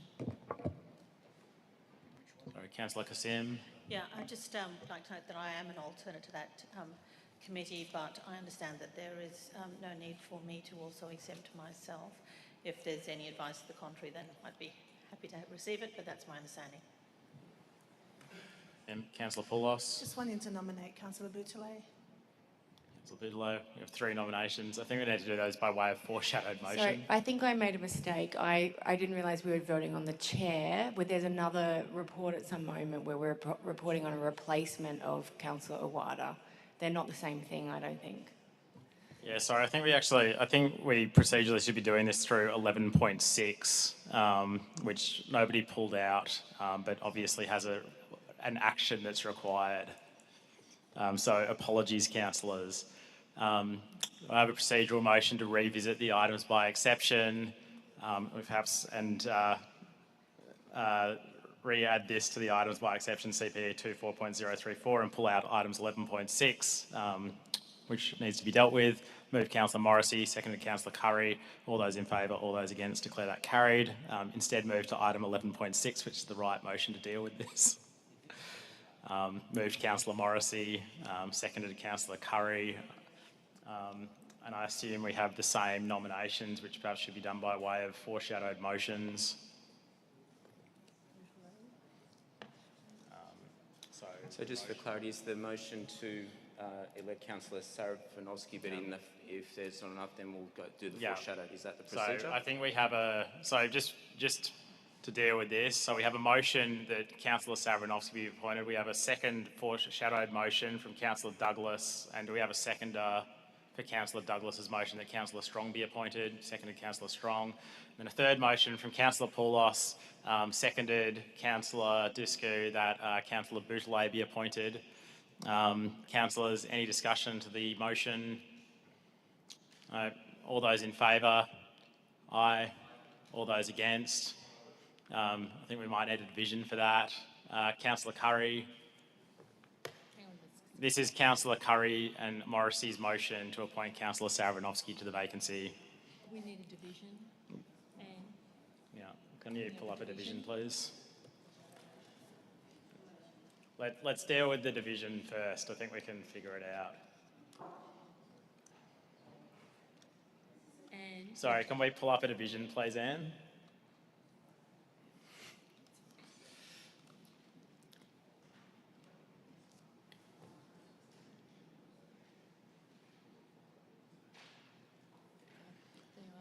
Councillor Curry, Councillor Morrissey, Councillor Bezic, Councillor Boutillier, Councillor Strong, Councillor Kassim, Councillor Sarabanovsky, Councillor Brederhoft.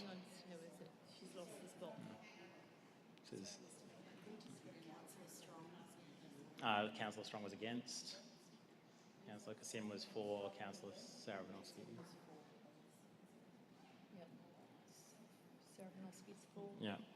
Councillor Brederhoft, Councillor Naji, Councillor Discu, Councillor Barlow. What's that? Councillor Douglas, Councillor Poulos, and myself for. Councillor Discu was against. Councillor Poulos was against, and Councillor Douglas was against. Sorry. Councillor Brederhoft, I think, was against. Is that correct? Yeah. Declare the motion lost. We move to the foreshadowed motion of Councillors Douglas and Strong. Do we have any further discussion? All those in favour? All those against? I think we need a division. Councillor Curry. Hang on. Wait. Yeah. Wait. We're now voting for Councillor Strong.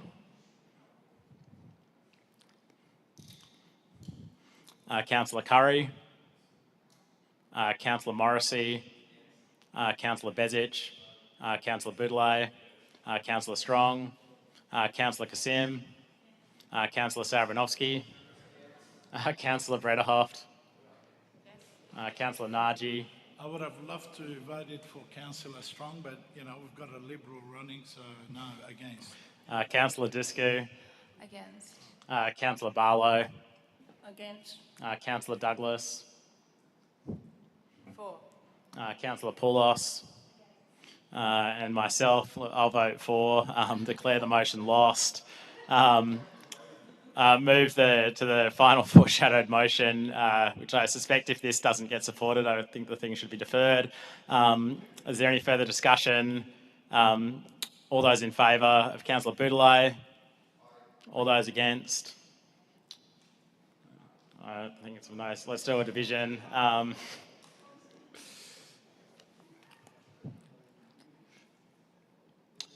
Councillor Curry.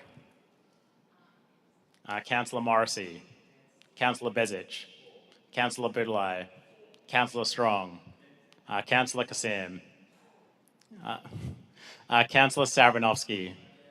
Councillor Brederhoft. Councillor Naji. Councillor Disco. For. Councillor Barlow. Councillor Douglas. Against. Councillor Poulos. And myself against to declare it lost. There being no further motion, I don't think we have a resolution to declare the item lapsed. We'll need to deal with this at a future meeting. Item CPE 24.035, I believe we need to pull out as it's a planning proposal. Councillors Naji, are you leaving the room for this? For CPE 24.035, the planning proposal.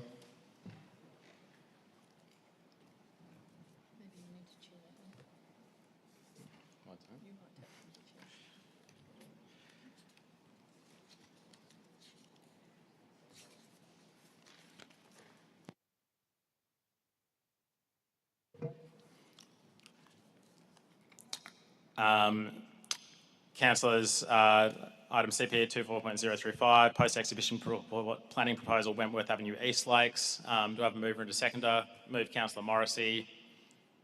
Second, Councillor Curry. Are there any speakers? Councillor Douglas. Just say I was driving past this site and noticed how large the advertisement is, and I was quite surprised at how little income we were receiving from it from the report that we got, and I did wonder whether there might be a chance for some renegotiation, considering it's quite a significant commercial asset for the advertisers.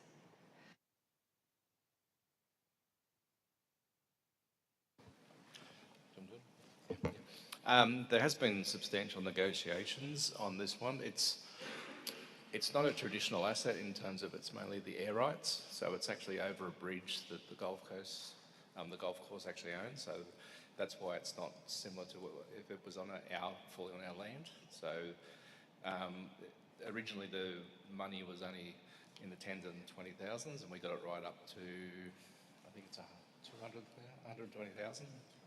200,000 a year. So it's actually 10 times more than what it was before we started the negotiation. So it went through a protracted court and negotiation process, and it was probably the best outcome the council could get. So we're happy with the financial outcome at this stage. Thank you, councillors. Any further discussion? If not, I put the motion. All those in favour? We need to do this by way of division. Councillor Curry, Councillor Morrissey, Councillor Bezic, Councillor Boudeleil, Councillor Strong, Councillor Kassim, Councillor Savranovsky, Councillor Brederhoft, Councillor Disco, Councillor Barlow, Councillor Douglas, Councillor Poulos, and myself for. Declare that carried unanimously. And finally, item CPE 24.037, proposed planning agreement associated with DA 2024/10 at 13A Church Avenue, Mascot. noting the confidential attachment to this report. Do we have a mover and a seconder? Moved Councillor Morrissey. Excuse me, sorry, can you just repeat that number again? CPE 24.037. The DA number was 2024/10. We have a move into a seconder, councillors. Is there any discussion, noting we would need to go into confidential session to deal with the substance of the matter? It was Councillor Curry, I believe. Councillor Bigelow. Oh, just a quick question. I'm not sure if this is confidential. If it's on there, apologies. What's the plan for that site? What is it actually proposing to develop? Just out of curiosity, unless it's in there, apologies.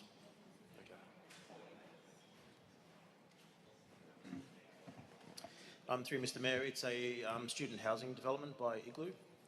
It's similar to the one that it backs onto by the same company. Thank you, councillors. Any further discussion? No. I need a division. Councillor Curry. Councillor Morrissey. Councillor Bezic. Councillor Bigelow. Councillor Strong. You need to say for or against. Councillor Kasim. Councillor Sarabanovsky. Councillor Brederhoft. Councillor Discu. For. Councillor Barlow. Councillor Douglas. For. Councillor Poulos. And myself for. Declare that carried unanimously. Can we invite Councillors Awada and Naji back into the room, please?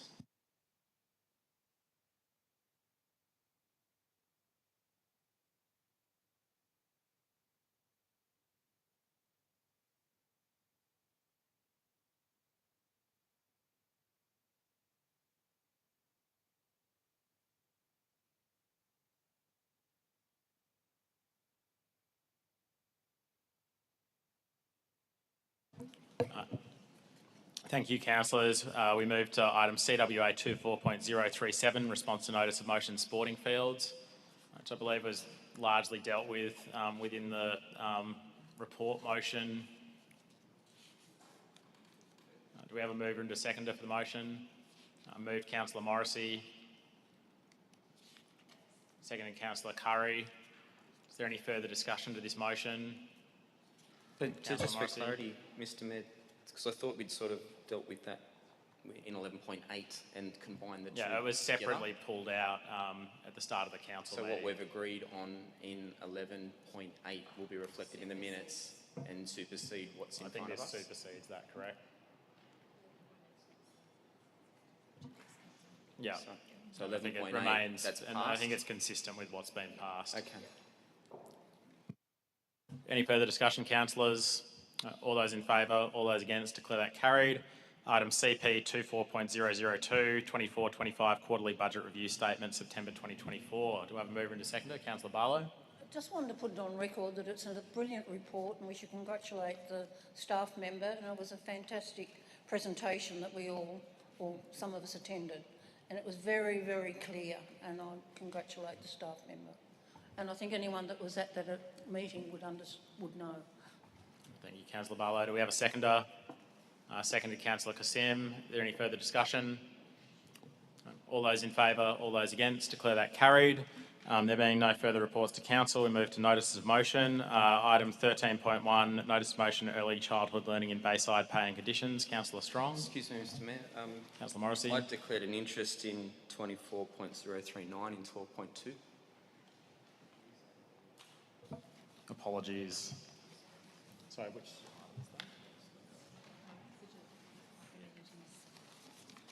I think it was a non-pecuniary, non-significant interest and you weren't leaving though, is that correct? Oh, I'm sorry, Councillor Morrissey, I missed that. The Sir Joseph Banks Park motion, step out.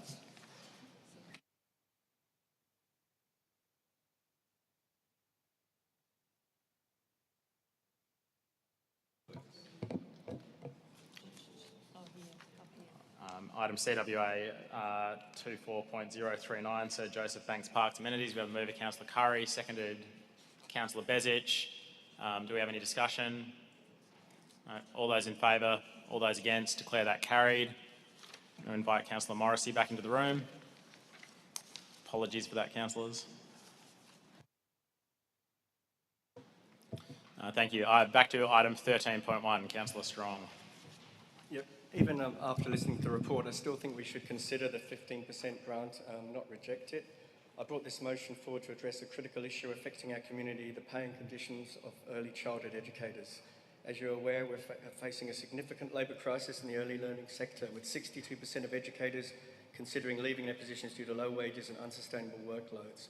Current wages mean that there are no homes in our own LGA that are affordable to rent on only an early childhood educator's wage.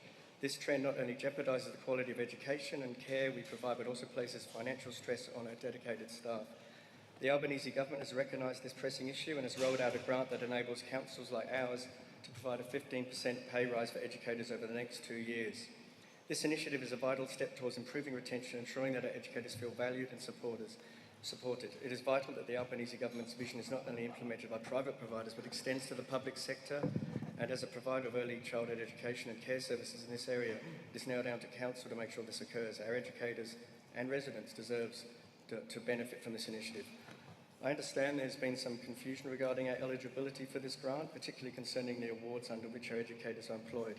I'd like to clarify that while it is true our educators are compensated through the local government award rather than the Children's Service Award, the eligibility criteria for the grant does not hinge on a specific award. The United Services Union, Local Government New South Wales and the Albanese government have all been clear on this. Instead, the criteria focuses on the decision to improve pay for our employees at our long daycare services. And like the Inner West Council, I believe that we should seize this opportunity to enhance the compensation of our educators. I urge you to consider the long-term implications of our decision today.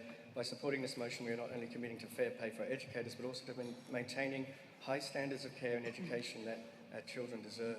This aligns with our strategic plan's objective of fostering a sense of belonging for all community members, including our youngest citizens. We cannot offer our educators thanks for delivering high-quality services, including during lockdowns, and then choose not to pay them appropriately for this labour. Therefore, I propose we support the motion to apply for federal funding and direct the General Manager to prepare a report on how we can action this. Additionally, we should express our support for the full United Services Union's log of claims for a Splinter Award, ensuring that educators have the protections and benefits they need. This includes allowances for additional duties, appropriate leave to deal with infection risks, and paid time on placement for upskilling. All things that educators need and deserve for supporting the children of Bayside. Let us take this opportunity to lead by example, to advocate for those who nurture for our future generations. Together we can make a meaningful difference in the lives of our educators and ultimately in the lives of children they care for. If Council claims it is, in fact, ineligible, I would like to see at least a succinct report on comparing our early childhood workers' wages with those of neighbouring LGAs, some of which have successfully applied for the Albanese government's grant. Thank you, Councillor Strong. Do we have a seconder for the motion? Councillor Disco. All right, any further speakers? Councillor Morrissey. Yeah, I'd like to raise a foreshadowed motion that Councillor notes his endorsement of item 11.1 earlier in this report. A couple of reasons specifically that we're not eligible for the grant, and that was very clear based on our pay rates and schemes anyway. Is that direct? Is that question, Ms. Dawson, is that correct? We're not eligible for this grant? Through you, Mr Mayor, based on the current information that we have been provided by the Federal Department of Education and in consultation with all of our surrounding councils who are also ineligible, if they're paying above award rates, that is our current understanding. We'd be happy to come back with a final understanding in February, noting that we have until June next year to apply for this funding if it's deemed that we are available due to any changes that are made.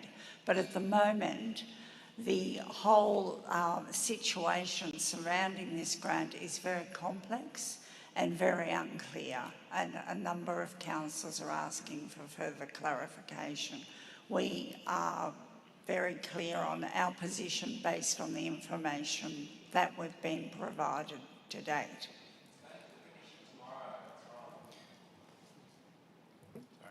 Councillor Morrissey. Thank you, Ms. Dawson. So the foreshadowed motion is that Council notes its endorsement of item 11.1 on tonight's agenda. 11.1. Council notes its endorsement of item 11.1 on today's agenda and looks forward to receiving an updated report on this issue in February 2025.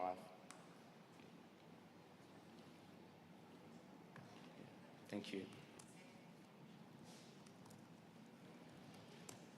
Thank you. Councillor Kassim. Thank you, Mr Mayor. Yeah, look, I guess I just wanted to rise to say that we certainly support the tenor of what is being said here. I mean, and that was very clear in the discussion we had earlier.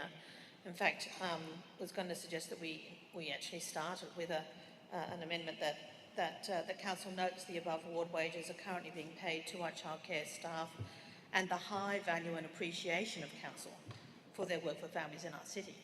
I think that probably is how,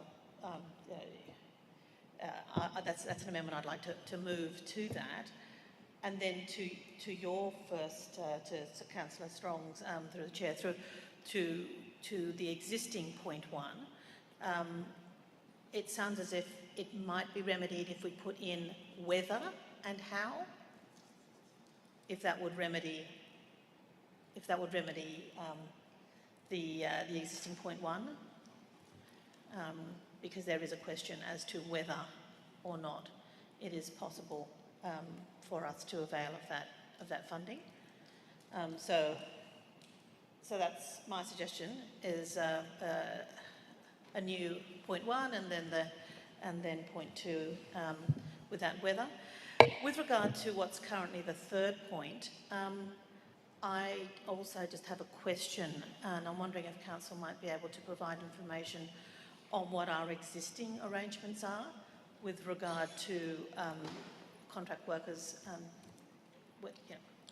Thank you. Ms. Dawson. Through you, Mr Mayor. Council only uses labour hire in their childcare centres for sick leave vacancies, annual leave vacancies, and to fill positions while we're currently recruiting for permanent staff. The reason that we have to do this is to meet the quotas that are prescribed to us by the federal government to deliver our childcare services. It's our understanding that, and also I should say, all of our childcare workers are either diploma or degree qualified as stipulated by the requirements of the legislation, and to make any changes to the delivery of TAFE operated programs would be something on a state level, not on a local government level. Thank you, Ms. Dawson. Councillor Kassim.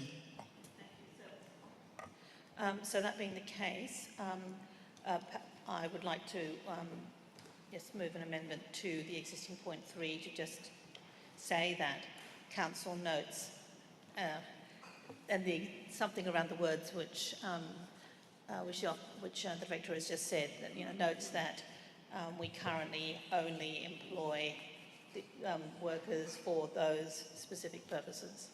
Correct. If you can specify that. Councillor Curry.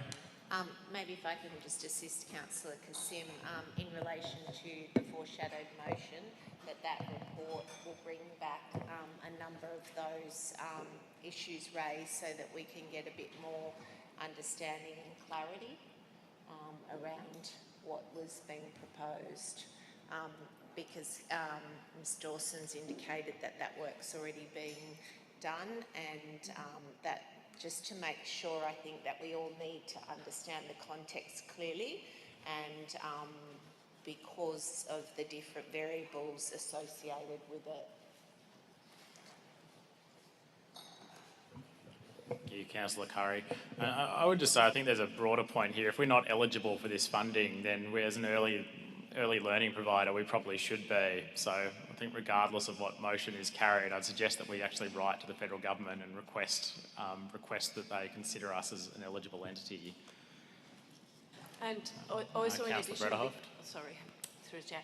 Also, in addition, there was an amendment that we may be eligible in the 11.1 that we've dealt with before for 5%. So I think it's a good point to strategically keep this matter open and discuss how can we provide the best childcare as we want, as we clearly are all in agreement with. So is it worthwhile deferring this matter to a committee to discuss it further? Do I need to amend this or? Well, you need to move another amendment unless it's with the permission of the mover. Okay, I would like to move that amendment to discuss further in a committee. Councillor Strong, you're happy for the motion to be deferred for more information? Yeah, all right. Councillors, is there any further discussion? The motion is now that the item be deferred for further information and report back to a council committee. All those in favour? All those against? Declare that carried. Thank you, councillors. Item 13.2, notice of motion, New Year's Eve fireworks. And we might take a short break after this one. Councillor Poulos. Thank you, Mr. Mayor. I so move my motion as it appears on the agenda. So, Mr. Mayor, since my re-election, I've been overwhelmed with messages and appeals from residents and ratepayers urging our council to once again reinstate the New Year's Eve fireworks at Lady Robertson's Beach and the historical Botany Bay foreshore. Outside of Sydney Harbour, this is undeniably an outstanding vantage point to bring in the new year with friends and family. And we know it was popular because it attracted huge crowds and helped generate thriving business environments for our local small business operators in the hours leading up to the fireworks. Importantly, it was family friendly. All this was the case before it was unceremoniously cancelled by COVID-19 pandemic. It's time to bring it back.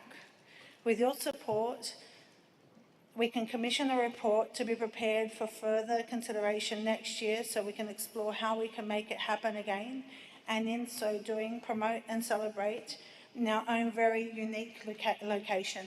Thank you. Thank you, Councillor Poulos. Do we have a seconder? To me? Councillor Naji. Thank you, Mr. Mayor. And I commend Councillor Poulos for bringing this forward. I just want to share an experience that I had. I used to own a business at 315 Bay Street, Rod and Lessans. And every time there was a New Year's Eve event, I would just enjoy watching the multiculturalism, the different people from all around the background that would come to Bay Street with happiness, joyful, and it brings the community together. Now, I did suggest that maybe we should try and get sponsors from airlines since we're close to the airport, or other local businesses that want to sponsor that event to alleviate some of the financial issues with it. But I think we should try and bring it back. A lot of residents have even told me, not only in 5th Ward residents, but in 2nd Ward and 3rd Ward.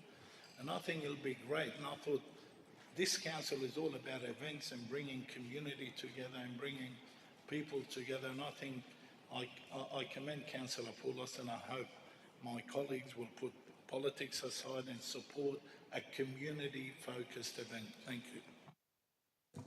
Thank you, Councillor Naji. Further speakers? Councillor Saranowski rose before you, Councillor Barlow.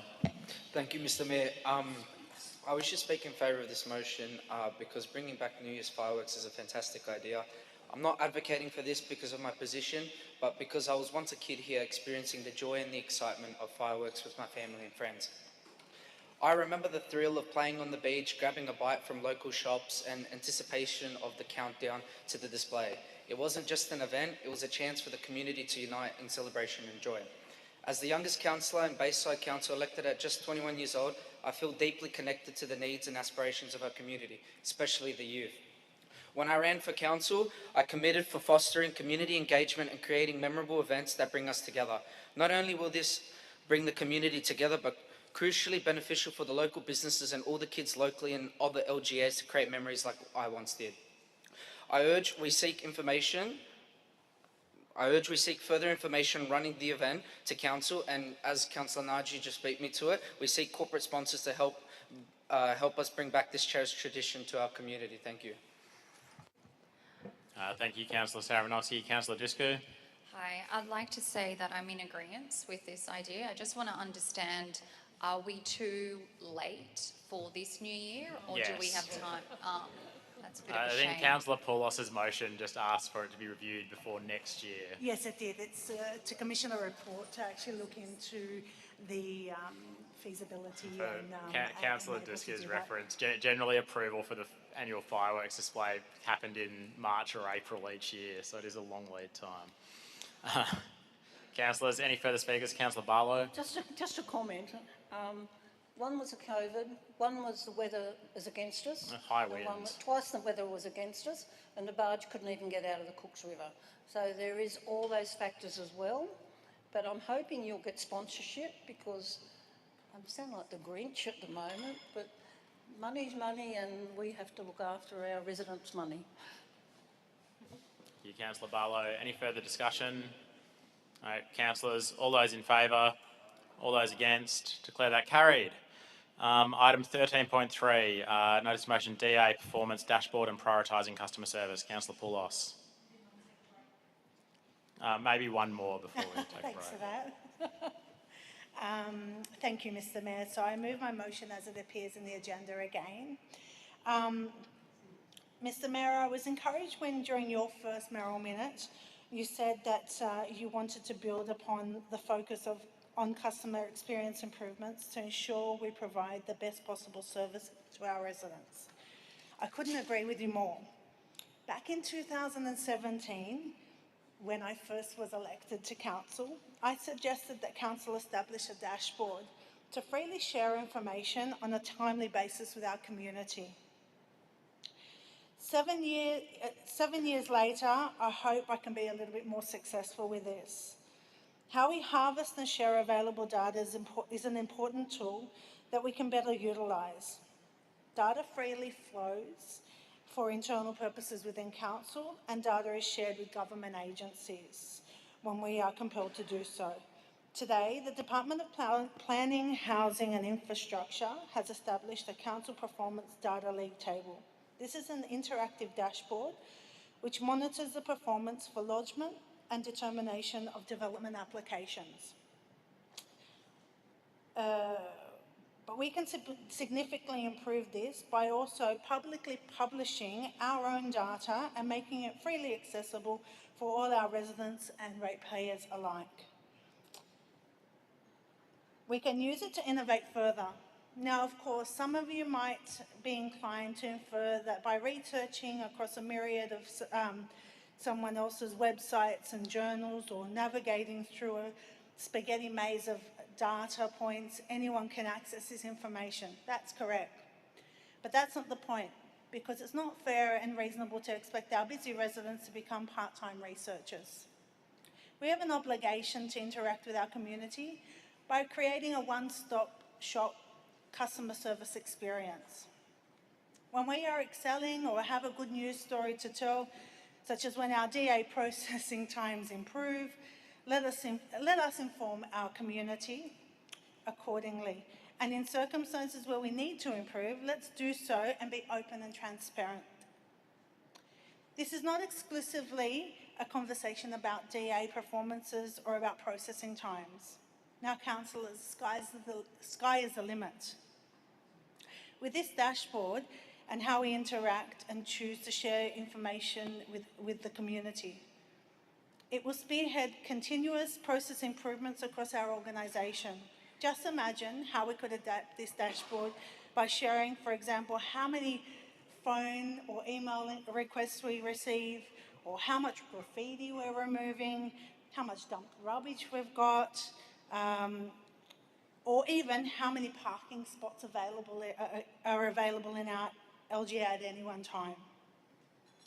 How we manage this data and how proactively we choose to do so for us as an elected board of councillors to determine in advance by establishing a portal on our website to disseminate information. We have nothing to fear, and so I invite you to start the information journey and inform our community what our staff do every day and how we will strive to make the customer the forefront of our thinking well into the future. Thanks. Thank you, Councillor Poulos. Do we have a seconder? Councillor Naji. Further speakers? Councillor Morrissey. With Councillor Poulos' consent, just add the cost to the number 2. So the report, including the showcasing, but how much is actually going to cost us and timeline to develop. Is that fair? Yeah, we talk about that all the time. So if you can just add, provides a report including cost and timings. Can you just add those 2 words? So,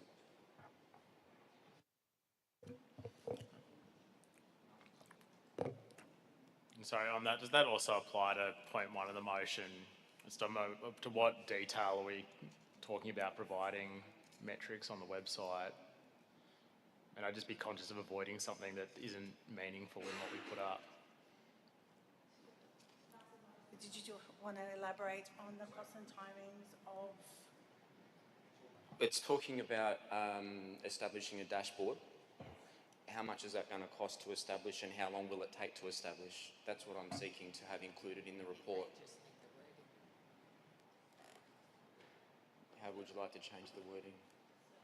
I think maybe in point 1 that I think it's, the report needs to come before we put the dashboard up, right? Is that right? Yes. You would think so. Maybe considering the establishment in point 1. Oh. What if you deleted point 1? Does that...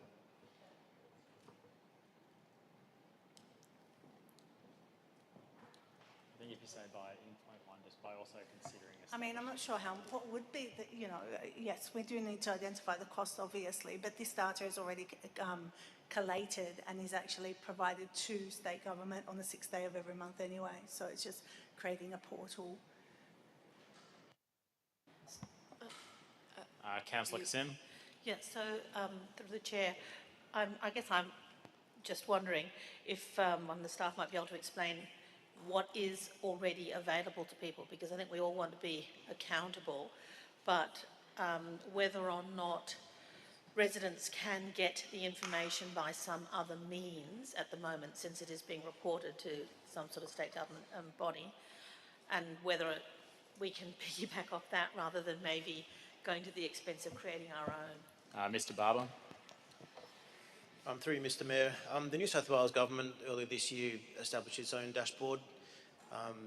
They call it the Planning League Table, and that provides data for all councils in New South Wales in terms of DA performance and also some other metrics around planning proposals and regionally significant development as well. The data is taken from the planning portal that the government runs, where all transactions happen now for DAs. The data is updated in the first week of each month for the prior month, so you can look at the data monthly. It can be sorted by council, by region, a number of different ways. So all that information is already there. We could provide links to that on our website to make it easier for residents to find, but essentially what's being requested here is already provided. Thank you, councillors. Councillor Poulos. Thank you, Director City for Services. Sorry. Yeah, I understand that information is already available. I'm just wanting to put it at the forefront on our website. So I suppose at the end of the day, what I'm asking for is to commission a report to explore, putting our very own dashboard on our website so people aren't searching through, going to the state government sites and everything. So we're not reinventing the wheel.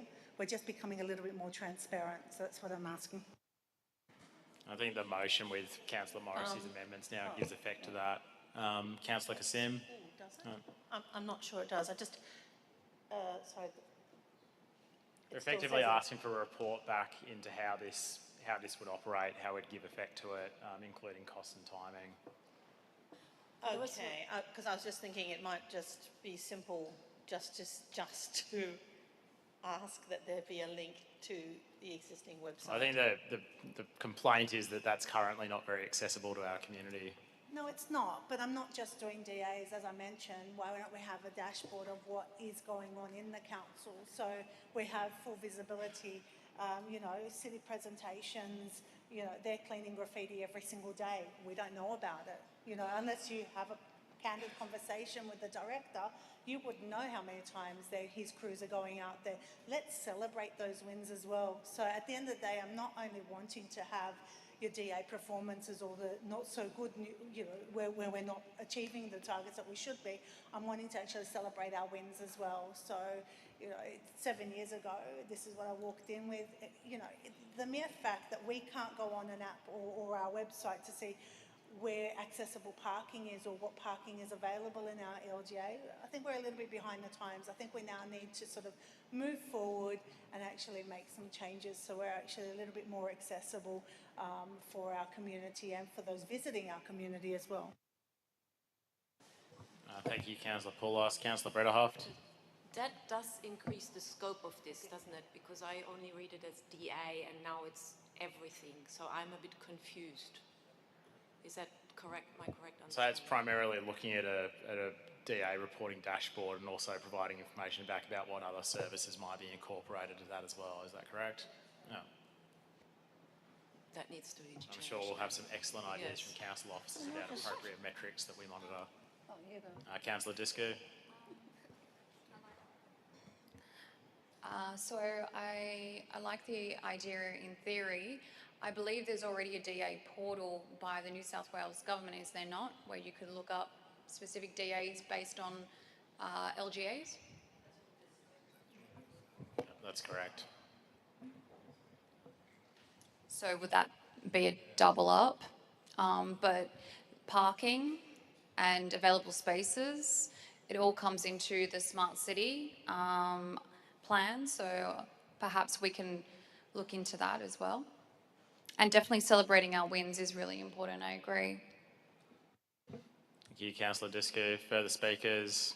Councillor Poulos, right of reply. Oh, Councillor Barlow. Just a comment. Do they differentiate between a standard house or a dual-lock or something to a high-rise building? Is that all in there? In that, I haven't looked because. And do you also do when you do the stop? You stop the clock. Is that all? That'll all be in there. Okay. No, that's what people need to understand. That if we do have some applicants that are very well, they just put the application or they don't put it in, blame the council for everything, and then it's them they're the ones that are the problem, not us. But we have to wear that. So whether that can be incorporated or should be, I don't know. The state government is it wants to know that, but I think our staff work very hard. But if you look at some of the DAs, you'll see them. We're waiting on this, we're waiting on that. And that's part of the applicant, not the owner. It's usually the applicant doing it for them. You, Councillor Barlow. Councillor Poulos. Mr Mayor, I thank the councillors and yourself for your comments and observations. Like I said, let's commission the report and explore how we can actually create our very own dashboard to empower our community with knowledge and data. Let's be leaders. And not wait another 7 years to canvass the reason why we didn't act and where we have every opportunity to do so. I commend the motion and ask that you all support it. Thank you. Thanks, Councillor Poulos. All those in favour? All those against? Declare that carried. Councillors, we have an adjournment for 10 minutes. We've been running for a couple of hours. Moved Councillor Curry, seconded Councillor Beslich. All those in favour, all those against, declare that carried. The council meeting will reconvene at 9:20 p.m.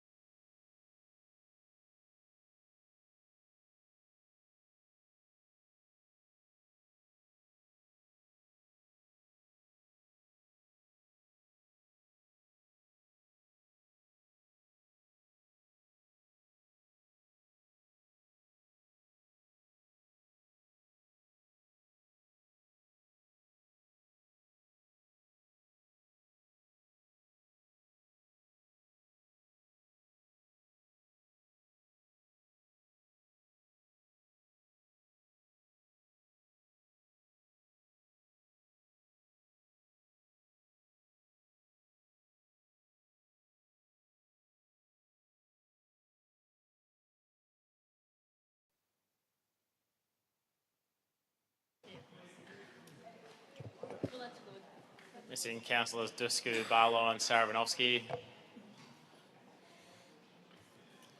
Right. You've got time, the meeting reconvened. Councillors, item 13.4.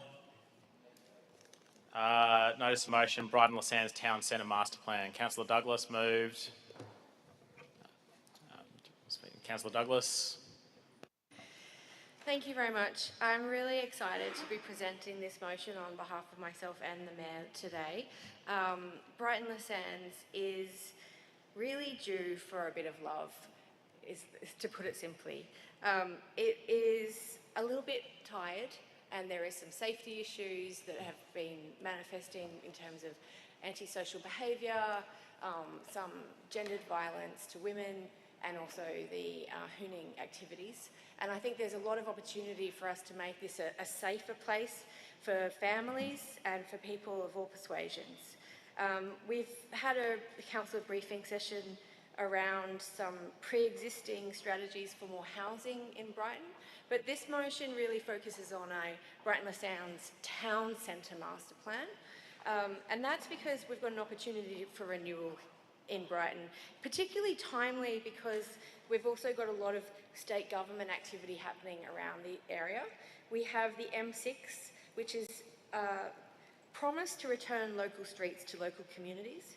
We also have the transport-oriented development in Rockdale, and we have the council considering a new master plan for Rockdale, which we could integrate into a Brighton Town Centre master plan as well, creating a really shiny, new, exciting district for the inner south of Sydney.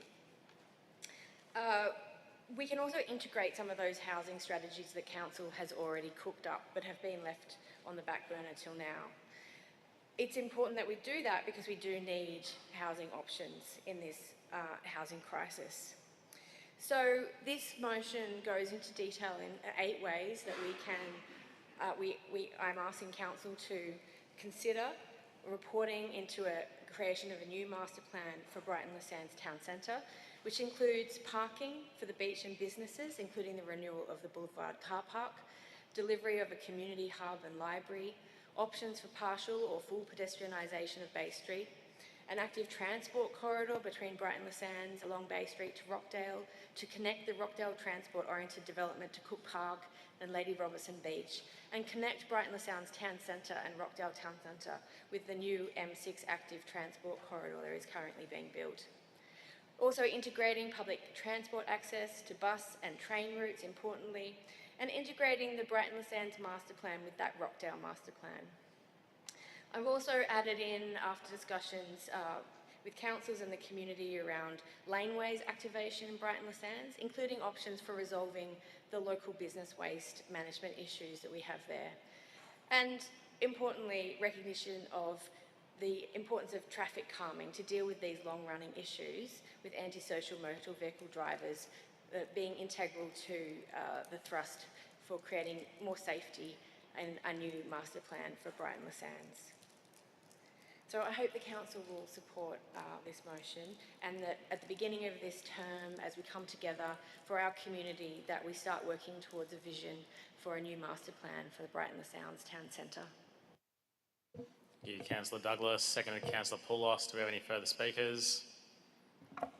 Councillor Poulos. Just a really brief note, because I know we've got quite a few items ahead of us.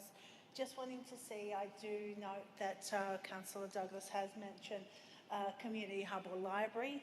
Is there any chance that you can consider in the short term looking at level 3 at the Coles supermarket? There's the council business centre there that you might want to consider looking at a short-term option or an interim option for a hub or a mobile library there, if you'd like.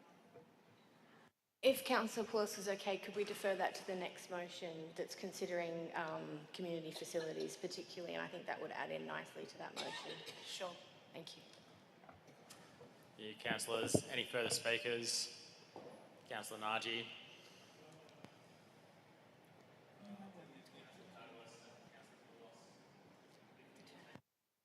Okay, thank you, Mr. Mayor. Look, in brief and quick, in the last 2 terms, we have visited the Brighton Master Plan.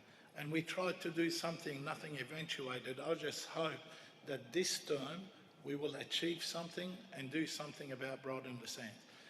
It's the birth of Australia, where Captain Cook landed. And if you look across the bay, your back facing the water, all you see is 60 and 70 and 80-year-old buildings, 3-story walk-ups. It's a disgrace. We need to rejuvenate. Let me tell you, businesses are suffering there. In summer, they do okay. In winter, they struggle badly. We need to rejuvenate, bring people in there, and all the things that Councillor Douglas have mentioned can be a benefit and resolved when we rejuvenate the whole foreshore. And where the critical part is Bay Street and Bay Street to President Avenue. We've had so many consultants through the planning of department, through Mr. Barber. We've had so many consultants, 2 terms, that's 8 years, and nothing has happened. I think we need to do something about it now and make it happen in this term. Thank you. Thank you, Councillor Naji. Any further speakers? Look, I'll just provide a very brief comment. I'm conscious of time, but the renewal of Brighton Le Sands is long overdue. It can't keep being kicked down the road. We need to make sure that these business centres remain viable into the future. We need to provide housing for our community, but those two things go together. We can't have vibrant places without people living there, but we can't increase density within our LGA without providing the amenity that our community needs. These things go hand in hand, so I really commend the motion. Councillors, all those in favour? All those against? Declare that carried.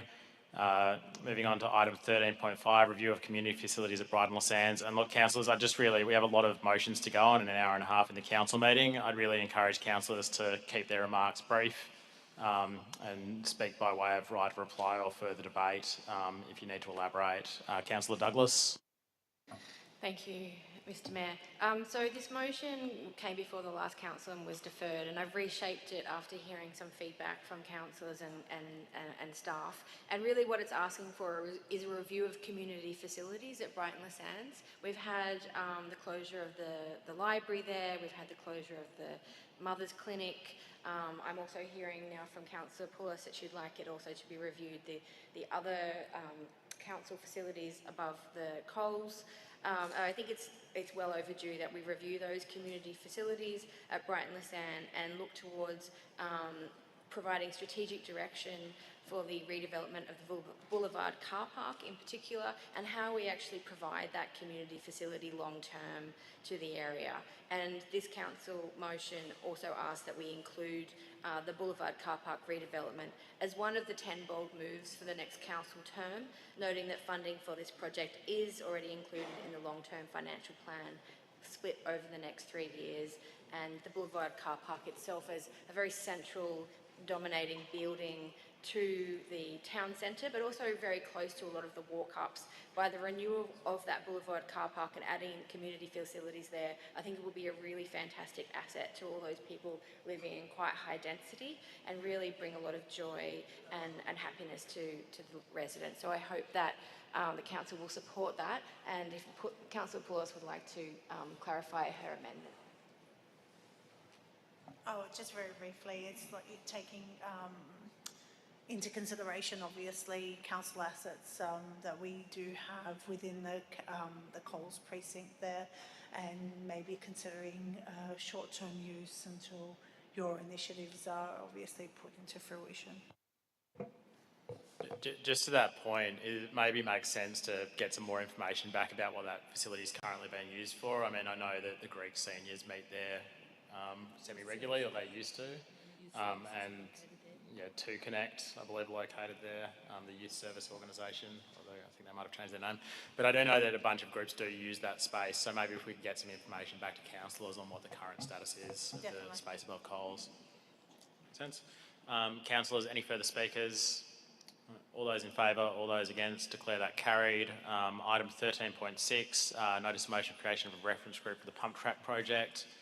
Moved Councillor Curry, seconded Councillor Morrissey. Councillor Curry.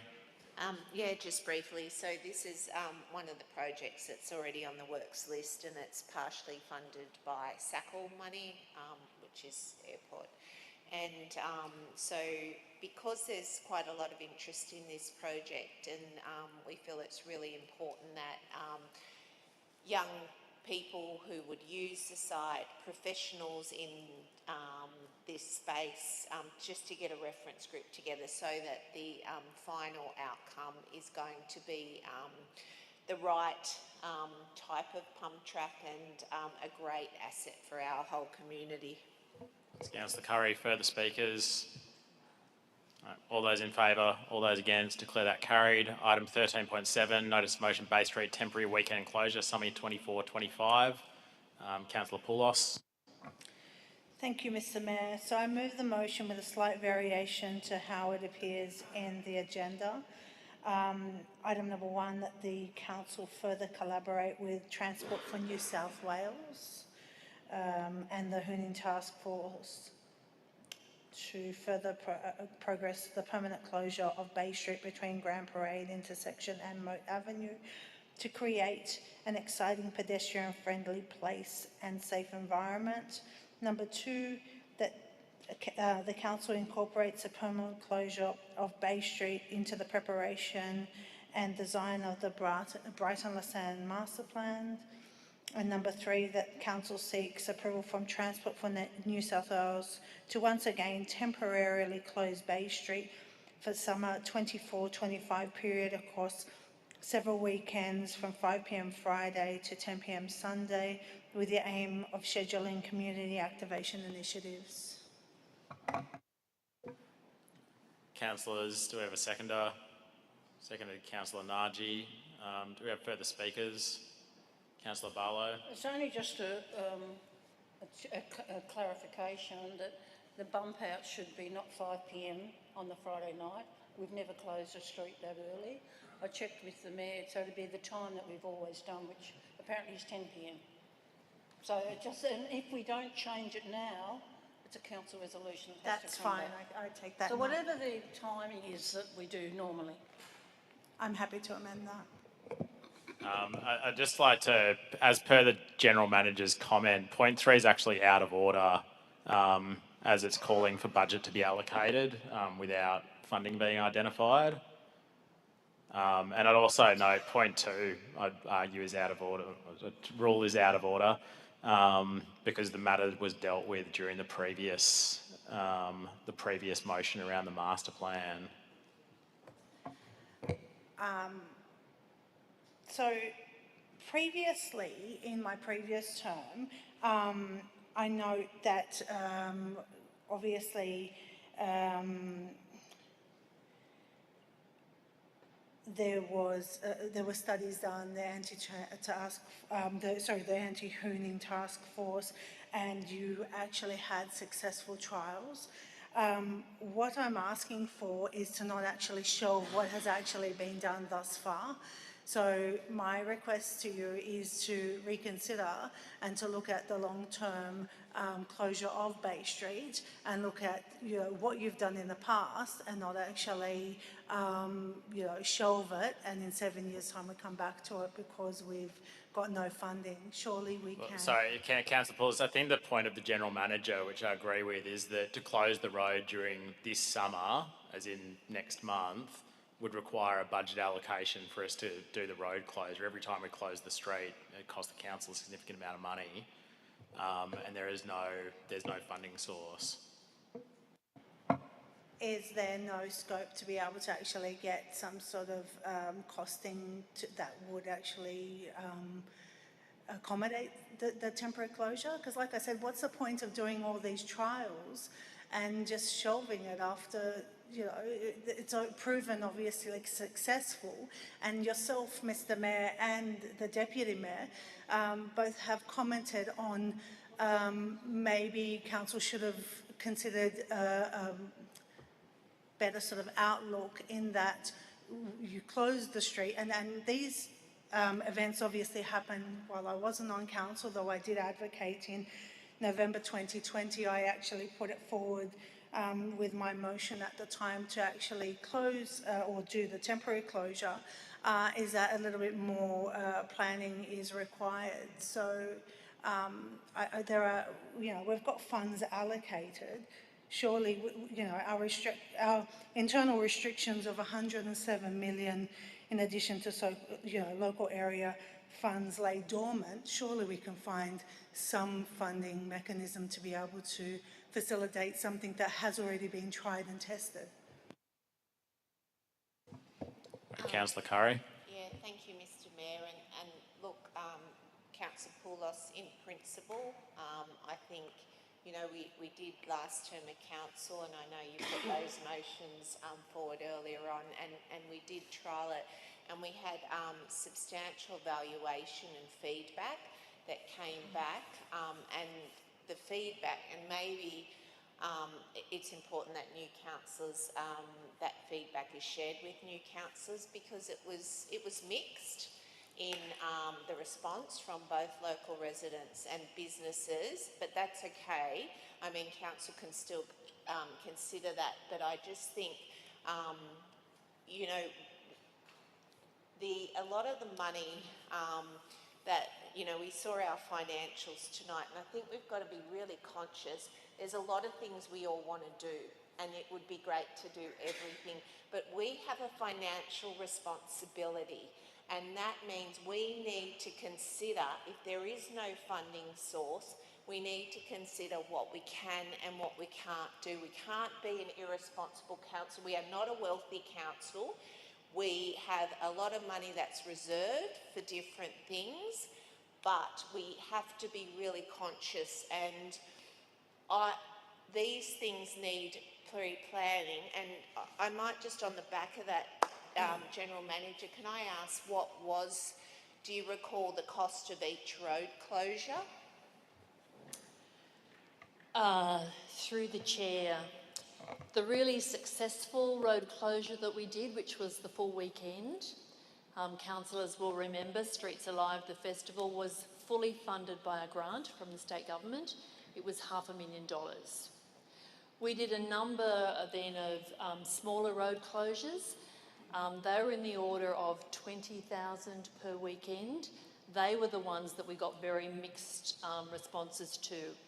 Because we had set the bar so high with Streets Alive, I think people were very disappointed when it was no more than a road closure, not an event, not an activity. Thank you, General Manager. And that, when there's funding to be able to put a range of activities, then it is, it creates a bit of an atmosphere. If it's just a closed road, it is limited. Can I perhaps suggest that we look at ways that in future budgets that we could, when we do look at the new budget in the new year, that we can have a look at that? Because, I just, having a look at our financials today, I don't think we have, 20,000 to pull for, 5 times for 5 events over summer. That's $100,000. So I think my view is that we've just got to be a bit more cautious, and if it's going to, if there's a bit more organisation to it, maybe we got some funding in the past as part of those, not the Streets Alive, but to, activate streets, maybe if there's anything that's coming out that, council can look out for those and apply for those. Can I quickly... Councillor Awada. Sorry, thanks, Mr Mayor. Can I suggest, like in 2023 we undertook a trial closure. I don't think we've seen a report from that closure, and even if I can't remember seeing a report about the shopkeepers or what the success or failures of that closure. But anyway, if we have, I think having so many new councillors, maybe could I suggest we get that report and go through with the new councillors, the 15 councillors, and we could look at closures, whether it's long-term or a weekend closure, maybe early next year. And I know it's going to be very hard we've only got a month for 2024, so it'll be impossible to do the finance and for road closure around the Christmas time. So can we do that? Sorry, and Councillor Poulos, I'm not debating the merits of the motion or otherwise here, but the Code of Meeting Practice, which we're required to follow under the Act, requires that motions or amendments requiring the expenditure of funds on works or services other than those already budgeted for can't be dealt with by council and have to be deferred.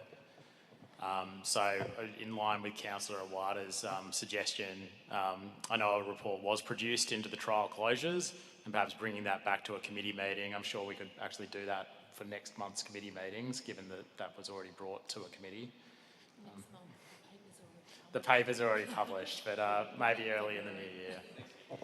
Councillor Douglas? Could I just add, I mean, I'm a supporter of the temporary closures or openings of Bay Street, as I like to call them, because we're opening to the people. But I think that we do need to make sure that we do have more budget behind any subsequent events, because there was deep disappointment with the community when they turned up and it was just an empty street. And to really sell this as a potential pedestrianisation to our community, we need to provide more than just an empty street. We need to do parklets, or we need to do activations. So I think whatever we come back with a report should consider what is the kind of minimum viable product that's better than the other minimum viable product that we had last time.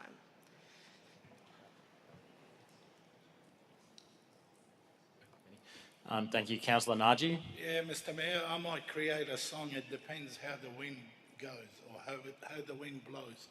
Let me remind some councillors that in the past, we've closed Bay Street at a notice of motion by a councillor on a night to close Bay Street and have an event for the World Soccer Club. No one said anything about finances or financials or whatever. Now, we have a 170 million organisation, council, putting a business cap, and sorry, Mr Sheridan, if you had to find money, can you find money that can be spent? Sorry to put you on the spot, because it has happened in the past, and I can tell you more than this event that we did in Bay Street. We've had many events that came up just on the night, and it was passed, and it was created. Councillor Awada, Councillor Barlow, and other councillors who've been there long time, Councillor Bezic, in the past, will vouch for that. Sometimes we use the excuse of financials, where we're going to find the money.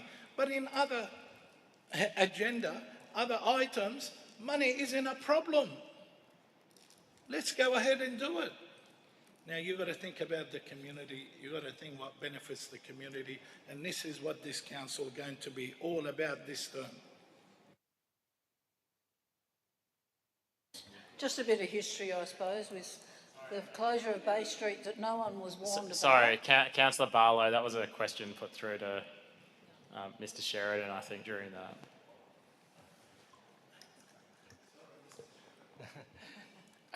Specifically, when it comes to our council's internal allocations, we have a policy, and we have to comply with that policy, which is a council policy. So finding general reserve money is something we'll just do through a quarterly review. So we can't move a motion on the floor without us actually considering the whole budget at once, and that's the reason why we have a quarterly review.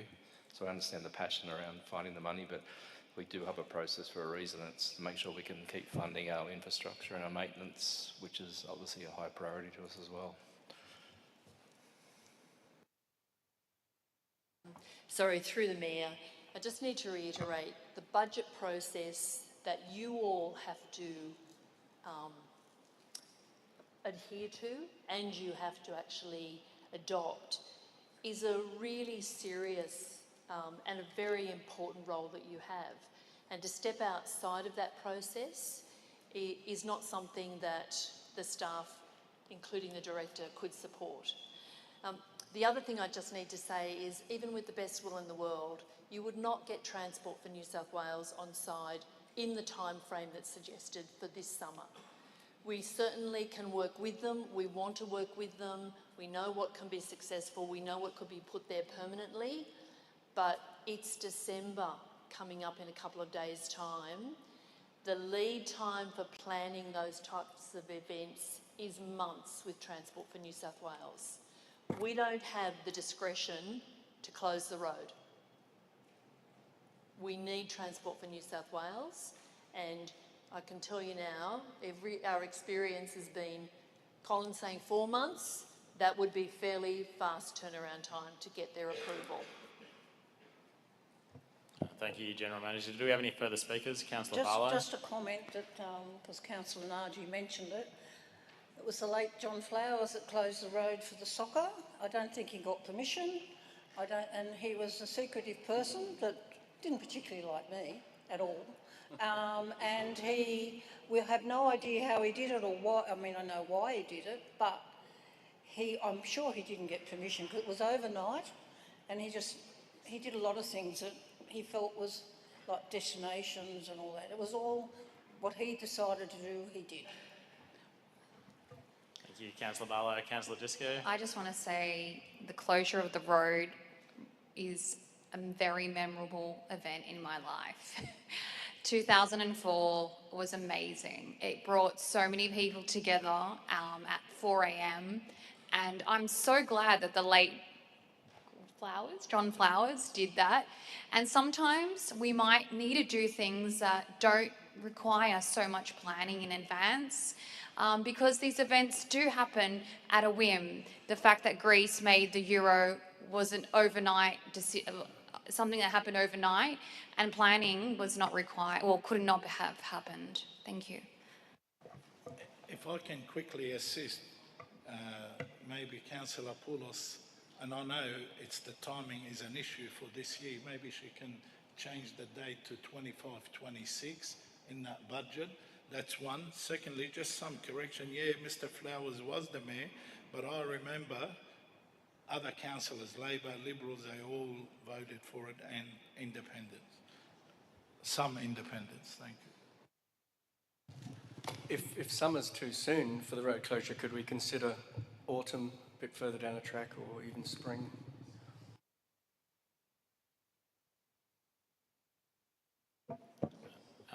So I think I would offer a comment about autumn not being an ideal time to close Bay Street because it tends to be quite windy and unpleasant.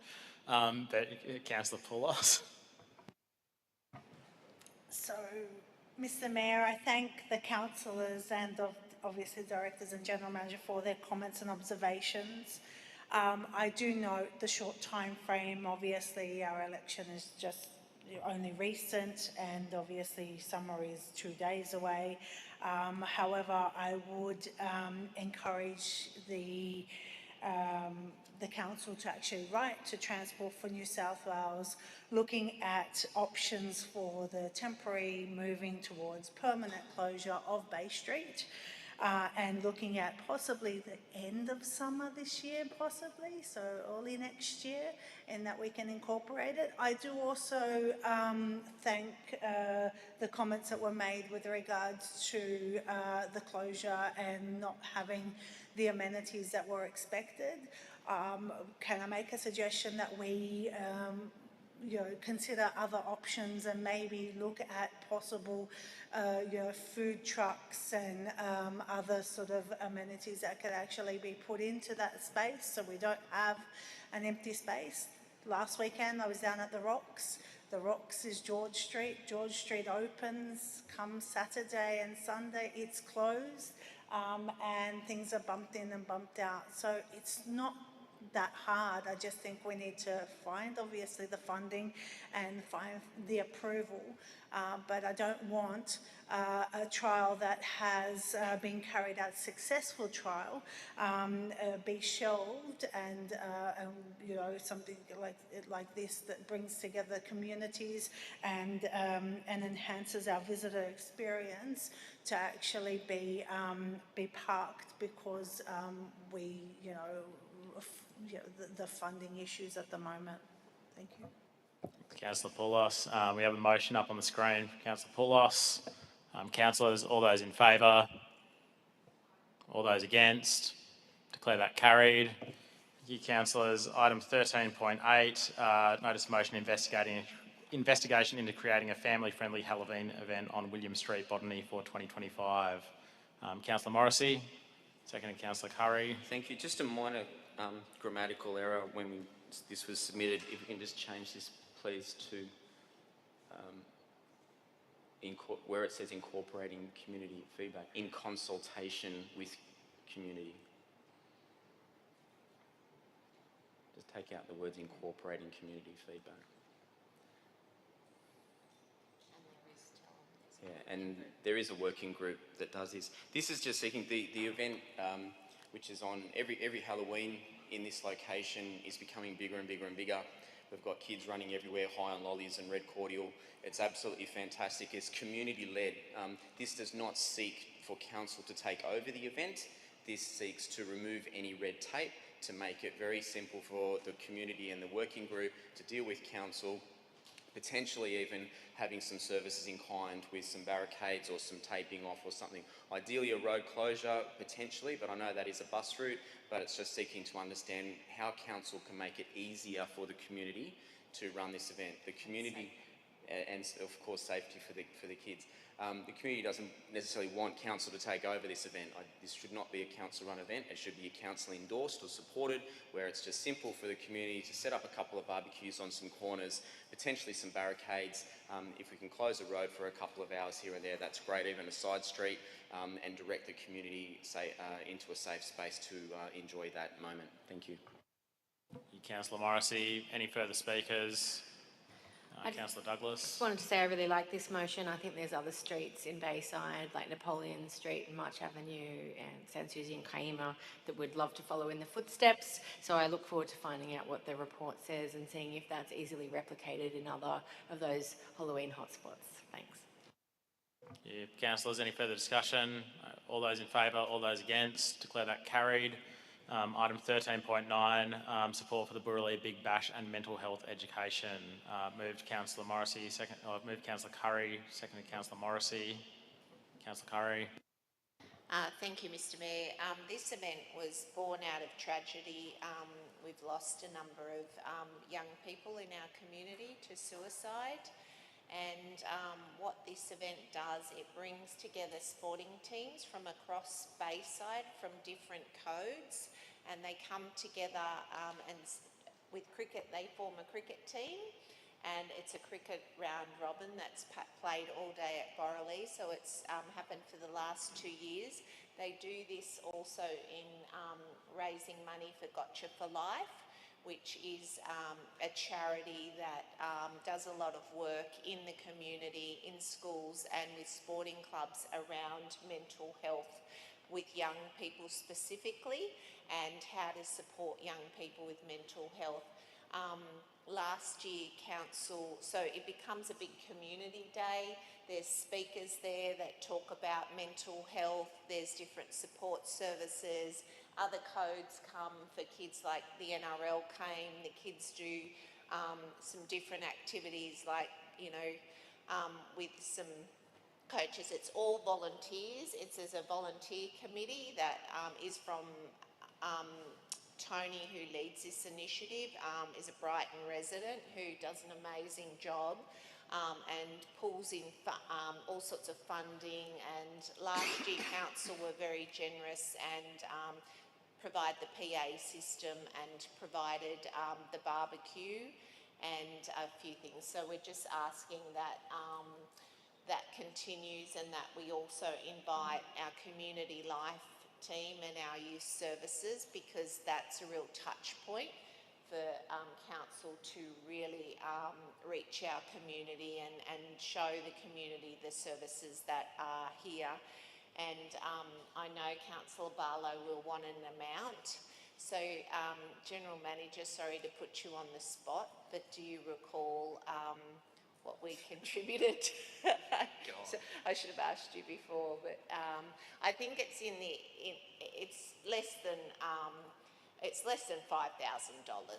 So I think it would have, yeah, I don't even think it was that much. And through the chair, I believe that because we have supported this event for the last couple of years, the funding for that is sitting in the events budget. We have money in the budget for that. you. Councillors, any further speakers? All those in favour? All those against? Declare that carried. Item 13.10, notice of motion, Bardwell Park Shopping Centre. Councillor Naji. Thank you, Mr Mayor. If I get a second, I'll try and speak quickly. Councillor Bezic. Councillor Bezic, thank you. Mr Mayor and fellow councillors, I rise tonight in this chamber to express my disappointment in the current state that is Bardwell Park Shopping Centre. This once beautiful town centre in the corridor that motorists travel between our council area and that of Canterbury Bankstown is left forgotten. This forgotten town centre, a once splendid part of our council area, needs greater attention and needs it now.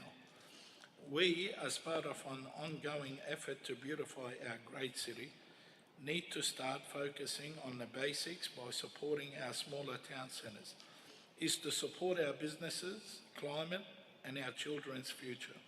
To this, we need greater efforts to support beautification through planting trees, greenscaping and cleaning and repairing our footpaths. This part is a small step that will make the town centre more attractive for our residents, shop owners and customers that shop in Bayside. Council should be there for its residents and businesses. Unfortunately, not just our council, but the word council has unnecessary stigma to the word when it comes to businesses. Let's be a council that focuses on assisting business by getting back to the basics. We also need to focus on parking solutions. Parking solutions in this town centre will make it more accessible to customers and in turn our businesses thrive, of course.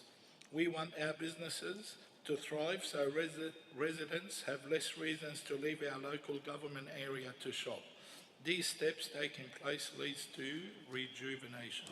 A rejuvenated town centre is a win for all.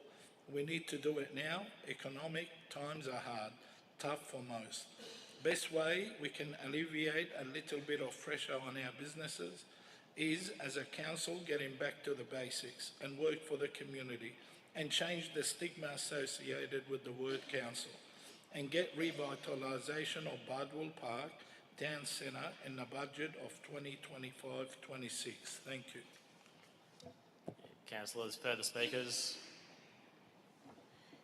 Councillor Poulos. Just wanted to add there, thanks Councillor Naji, Bardwell Park does need quite a bit of work and is a bit of an eyesore at times. However, what we need to also consider is we'll probably need to consult with New South Wales Government, because I do believe that there are going to be some infrastructure upgrades there, in that they are going to be putting in lift, and I think they're revitalising the station.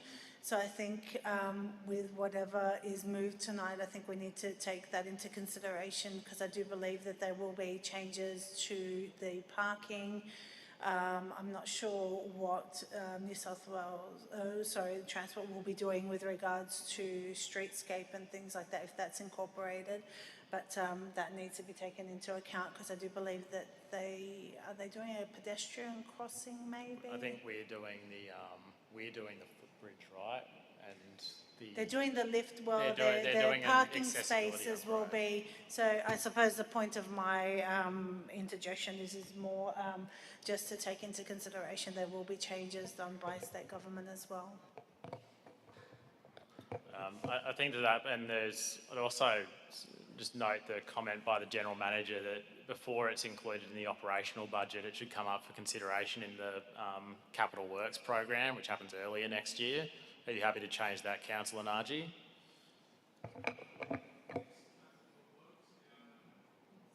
So that the project, rather than coming up in the operational budget, it needs to go into the Capital Works budget for early next year and be considered as part of that.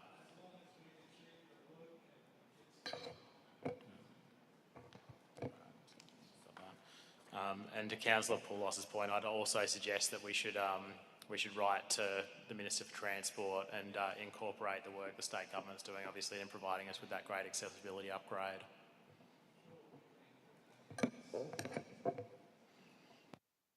Thank you, councillors. Any further speakers? All those in favour? All those against, declare that carried. Item 13, we have an hour to go, councillors. Item 13.11, feasibility study to revitalise and beautify Rockdale Town Centre. Thank you. If I get a second as well, Mr Mayor. Councillor Sarabanovsky. Okay, all these are campaign promises that we did for Ward 3. So, Mr Mayor and councillors, Bayside needs to prioritise the revitalisation and beautification of Rockdale Town Centre, focusing on key areas such as Wall Street, Railway Street, Frederick Street and the Princes Highway.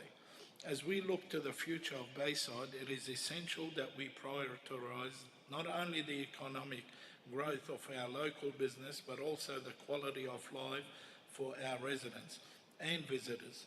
This study is the first step to ensure that Rockdale remains a vibrant, accessible and attractive destination for all. One of the most pressing concerns for businesses and residents alike is the issue of parking. We know that a lack of convenient parking spaces can deter visitors and hinder business growth. The study will address this challenge by evaluating potential parking solutions that are both practical and sustainable. By finding ways to improve parking availability and accessibility, we can help support local businesses while reducing congestions and frustrations for customers and residents. Equally important is the need to beautify and greenify the town centre. Aesthetically pleasing streetscapes, green spaces and public areas not only enhance the area's appeal but also contribute to the overall well-being of the community. By investing in green infrastructure, we can create an environment that encourages people to spend time in Rockdale. Whether for shopping, dining or simply enjoying the outdoors, a revitalised town centre will not only attract customers but will also foster a sense of pride in the local community. Footpath upgrades are another critical aspect of this project. Safe accessibility and well-maintained footpaths are essential for pedestrians, particularly those with mobility challenges, the elderly and parents with strollers. The study will explore opportunities to upgrade and expand our footpaths, making them safer and more user-friendly. These improvements will encourage walking and cycling, helping reduce traffic congestions while promoting a healthier lifestyle. Traffic flow is also a key element of the revitalisation plan. Ensuring that traffic moves efficiently through the town centre will not only improve the daily commute for residents, but also make it easier for customers to access businesses. By studying traffic patterns and considering improvements such as clearer signage or better road configurations, we can ensure that Rockdale Town Centre remains accessible and convenient for everyone. Finally, this feasibility study must be conducted as soon as possible, and I urge that funding for the necessary work be included in the operational budget for 2025-26. A revitalised Rockdale will serve as a strong economic engine for Bayside, bringing new customers, supporting businesses and enhancing our community's overall livability. I urge my fellow councillors to support this motion and help the foundation for a prosperous and a future for Rockdale. Thank you. Councillor Naji, further speakers? And sorry, just before Councillor Brederhoff speaks, can I just note the same thing, that this should come back to the draft capital works budget rather than the operational budget That's fine. procedurally. So can we add in that comment from the General Manager as the end sentence of the motion? Thanks, Councillor Brederhoff. Thank you, Mr. Chair.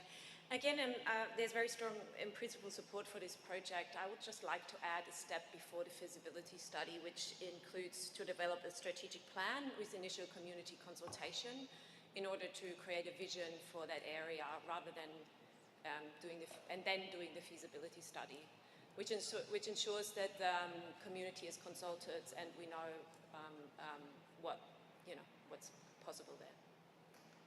Can I? Councillor Naji. Mr. Mayor, I think in the past we've had so many, again in the last 2-3 terms. Wall Street especially has been on the agenda many times and nothing has really been developed or anything been done about it. It's overdue. If you go on the footpath in Wall Street, I'm not a skateboarder if you look at me, but if you get a skateboarder, Mr. Mayor, you can go up and down like the Olympics with their skateboards, and it's not healthy. The only redevelopment or rejuvenation that's before us, we can't discuss about it, that me and Councillor Awada knows, is between Wall Street and Parker Street. And we're hoping that a VPA and other stuff that will create all the betterment amenities in that. So we already know what needs to be done. Mr. McCabe, before Mr. Barber, brought many times in information sessions telling us about Wall Street, that end with Frederick Street, and it's in desperate need. So that's why, as a third ward councillor, and I got to say this, I'm sorry to say, but I was a second ward councillor and I achieved a lot, and I'm proud of the achievements. I'm not going to list them, we'll be here all night. Now I'm into third ward, I'm running into third ward, and I could only say that the previous term, the third ward councillors have let their ward down. When I became a candidate for third ward, I went all around the ward, from the east to the west to the north and the south, and I identified things that needs to be done. Now I owe it to my local community, I owe it to Rockdale, Bardwell Park, Cogra, all of third ward, that I need to do something about it. And I hope we've got 2 new councillors in third ward that they will support me to achieve this goal. Thank you. Councillors, further discussion? Councillor Douglas. Just quickly, I was talking to the Director of City Futures, and there's already some changes afoot potentially for that area. So I think it's important that the feasibility study is noted, that we incorporate those things that are already in development, and also that we incorporate anything around the transport-oriented developments, because this area is also zoned for that. So we need to make sure that, like with the Bardwell Valley proposal, that we're integrating the state government plans as well. I think that's, with the General Manager's comment incorporated in the motion, this needs to come back in a fuller form for the draft capital works program. And there are obviously previous council motions on this as well, including my first mayoral minute, which included the in-principle support for the revitalisation of Rockdale and the Rockdale Spine. Councillors, any further discussion? No further discussion. I put the motion. All those in favour? All those against? Declare that carried. Item 13.12, feasibility study to revitalise the Banksia Town Centre. And again, we've got 50 minutes left and a number of notices of motion to go, so I'd encourage brief comments. We will get through them, Mr. Mayor. Look, if anyone recalls, in the campaign I had my grandson with me and we walked Banksia Railway Street. And I did that for a reason, not because I want to profile my grandson to become a councillor in the future, but what I did that for is to show that what we need to do is for not only us or our kids, but our grandkids and the future generation. So I stand here tonight before you asking for your support for Bayside to conduct a feasibility study aimed at revitalising the Banksia Town Centre, specifically along Railway Street between Godfrey Street and Kempton Street. This area has great potential, and with focused effort on beautification, simple beautification, improved infrastructure and better parking, we can make it more attractive, functional and accessible destination for both residents and businesses. This revitalisation not only support our local economy, but will also create a vibrant environment that residents can take pride in. One of the primary goals of this study is to beautify and greenify the Banksia Town Centre. In a world where green spaces are increasingly valued for their environmental and social benefits, transforming this area into one with more greenery and appeal will provide a more inviting atmosphere for everyone. Green spaces have been shown to improve air quality, reduce urban heat, and enhance the overall well-being of those who visit and work in the area. By focusing on beautification, we will create a space that draws customers in, encourages spending, and strengthens community ties. The second key aspect of this motion involves resurfacing the current gravel area with tarmac. Simple. Gravel surfaces, while inexpensive, can be inconvenient and unsafe, especially for pedestrians. Resurfacing with tarmac will provide a smoother, more durable surface that improves accessibility and reduce maintenance costs over time. This simple yet effective change will enhance the overall functionality of the area, particularly for shoppers, visitors and residents who rely on safe, efficient spaces. Additionally, the proposal includes creating angled parking between Boma Street and Judd Street on the railway side. Angled parking not only increases the number of available parking spaces, but it also improves the flow of traffic. This will make it easier for customers to access local businesses, encouraging more people to visit and spend time in the area. It is a practical solution that addresses parking demand while keeping the area accessible and welcoming for visitors. However, if the creation of this parking area conflicts with Transport for New South Wales regulations or approval process, we must be proactive in seeking a resolution. If needed, Council should approach the state member, which is always community focused, for assistance in securing both funding and approval. We must work collaboratively with the state to ensure that we are able to implement changes that benefit both our local businesses and the wider community. In conclusion, Mr. Mayor, I urge my fellow councillors to support this study. The potential benefits of revitalising Banksia Town Centre are clear. Improved infrastructure, more green spaces, increased parking availability, and a boost to the local community. By including this work in the operational budget of 2025-26, we can move forward with a vision for a better, more vibrant Banksia. Thank you. Councillors, any further, and just note the same issue with the other two motions, that it should go through the draft capital works program early in the new year as per the comment by the General Manager. On the right, Councillor Nagy. Councillor Bezic. Councillor Saravinovsky seconded already. It was seconded by Councillor Saravinovsky, I believe. Councillor Brederhoft. Thank you. I just want to take note of the comment by the General Manager about the protect the substantial trees that are aligned on the railway station, along the side. They're beautiful, they contribute to our greenery, and it should be added to the motion that these need to be protected and not chopped. Because point B points to the thing to put potential tarmac, which could be harmful for the environment, and particularly for those large, beautiful trees.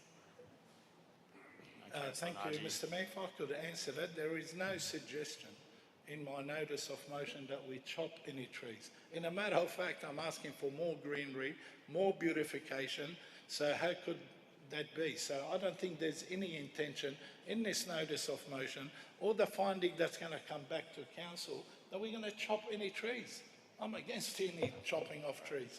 So I don't think we're going to get permission to remove 15-metre trees from anybody, so I think we're all right.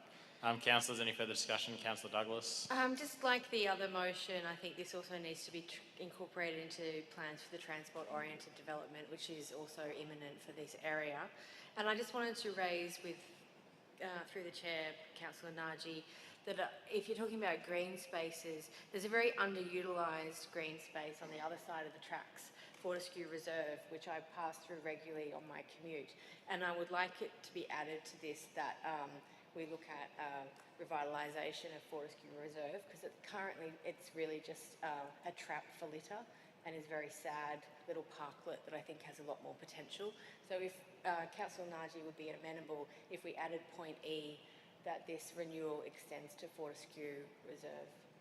Is that the one next to Brothers Kebabs, Councillor Douglas? It is. Yeah, it was a good point. Councillor Naji, happy to incorporate that. Great. Councillors, any further discussion? All those in favour, all those against, declare that carried. Item 13.13, notice of motion, Princes Highway, Wallow, Princes, not Princess Highway, Wallow Creek Overpass. Councillor Boutellot. Yes, thank you, and appreciate your indulgence. I have the next 7 motions, so I'll be brief. Again, this is about the people crossing over across this highway, and I know, noting the General Manager's comments, that we've lobbied state government previously for an overpass for pedestrians. I don't think the current government should be immune to that as well. So if we haven't done so, I would request that that is also done to the local member and the Minister for Transport, noting it sounds as if lots of ministers are getting lots of letters from this meeting, but I think it's worthwhile given the potential hazards, and I know there's been at least one fatality in that very spot a few years back, and I think it's an important thing for Council to lobby. Thank you. Councillors, do we have a seconder? Yeah, I'll second that, Mr. Councillor Mayor, and I'll briefly speak to it. I congratulate Councillor Boutellot, and I said the first time I'll mention his name in council, Boutellot, it reminds me of French dessert, which I love, and it makes me more hungry and more determined and more passionate. Thank you. And I admire Councillor Boutellot, a new councillor, new blood in this council, that brings it up. And I can tell you with an oath that we did not speak about it prior. Now, let me remind the new councillors, there's 7. We've had this discussion more than one term, more than second term, more than third term. And the reason we brought this up, because there was a fatality there, a young lady was killed, and there were other accidents. But what's important is this council, and I was proud to be one of them, we delivered a beautiful park in Carl Park. And every time I drive past it, it's fully functional, it's so busy.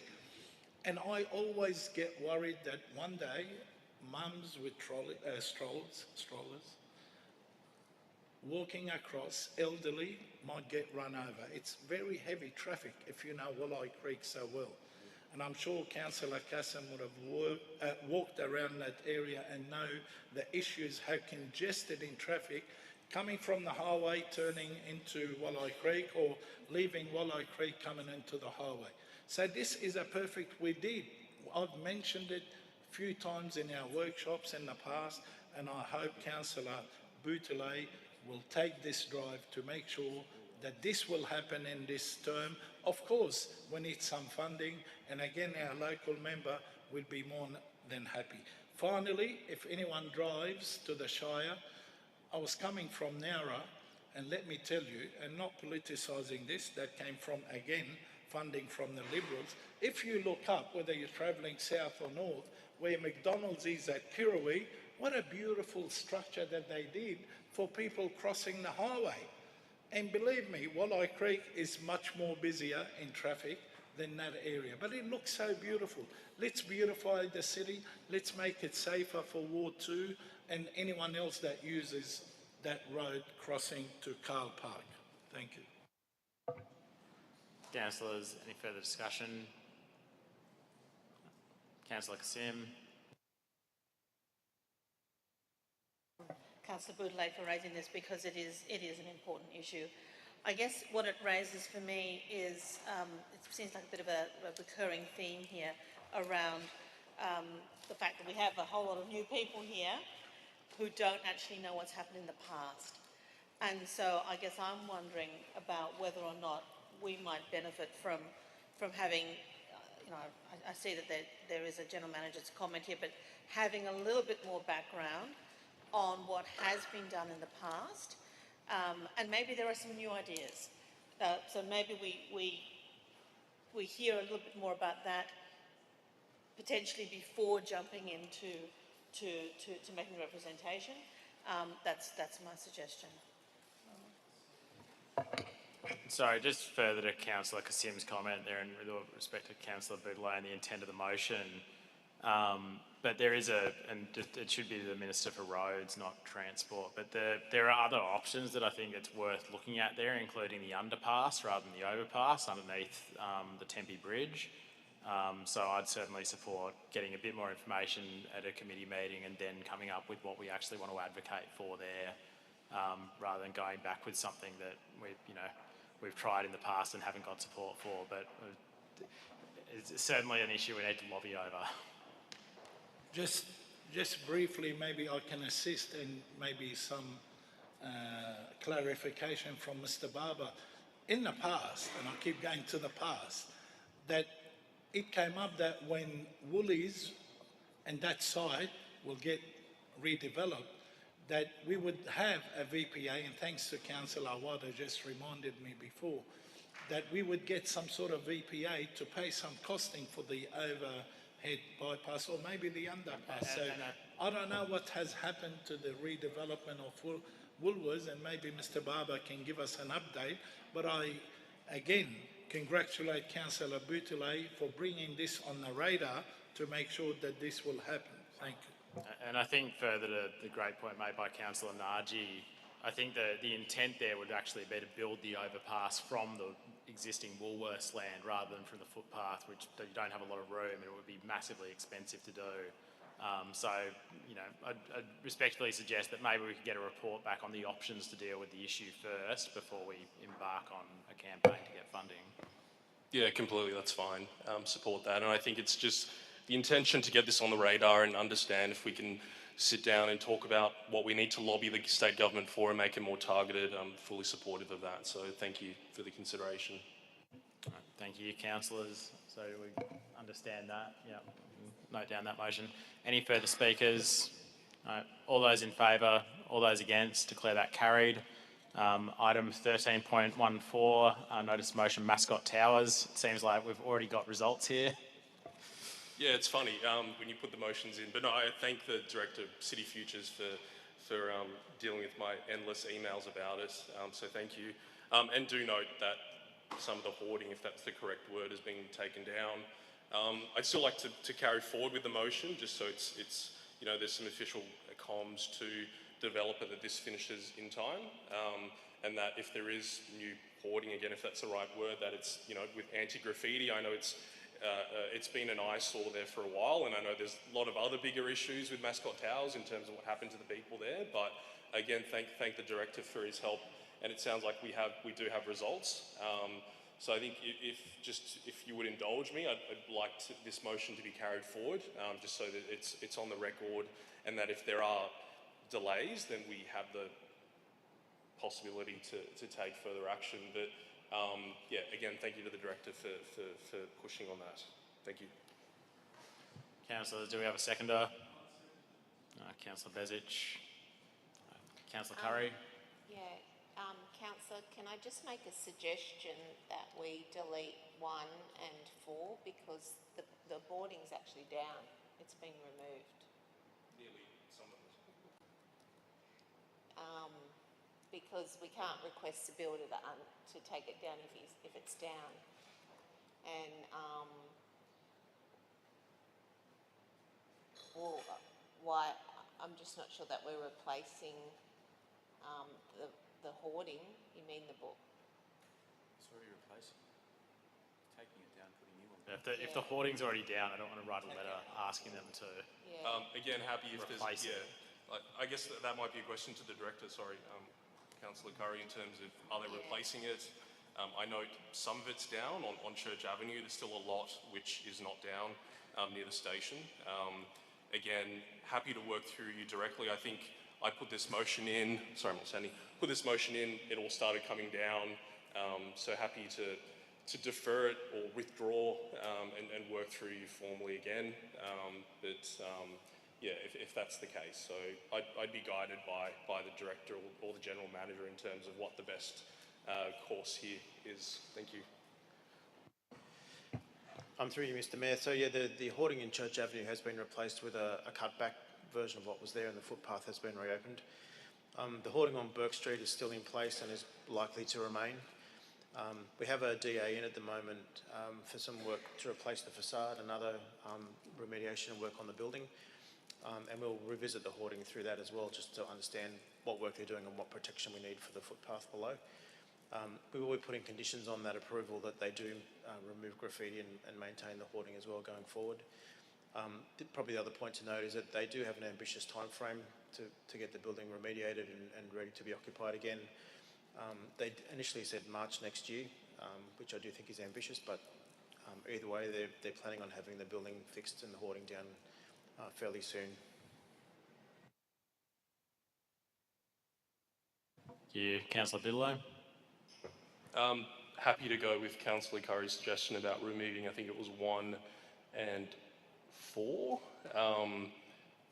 if the hoarding is primarily down, but I would just ask that we we'll leave 4, sorry, apologies. But I think if we could just make it clear and, that we do need a timely resolution to this, and especially around Burke Street, it's, it is quite visible when you come into the station. There's a lot of graffiti there. So again, happy to move forward that suggestion. Thank you, councillors. Any further discussion? No. All those in favour, all those against, declare that carried. Item 13.15, notice of motion Video Mania, Gardeners Road, Rosebery. Moved Councillor Boudelet, seconded Councillor Bezic. For those that live near Mascot or Rosebery will know the building I'm talking about. It's falling apart, it's heritage listed, and I know there are plans to do more with it, but it is an eyesore, and there are a lot of residents that have brought it up as something that needs to be looked at. Again, noting the General Manager's comments about what powers we have as council, but if there's a formal request to the owners to clean up the joint, if I can be pedestrian in that language, because it is a disgrace. Like, it is a nice building. I know that whatever plans they might have, but when you walk through it, there's pigeons, there's graffiti, there's broken windows. It is pretty gross all around, and to see such what I think is a pretty nice looking building just dilapidate is pretty disgraceful. So I put that to the floor.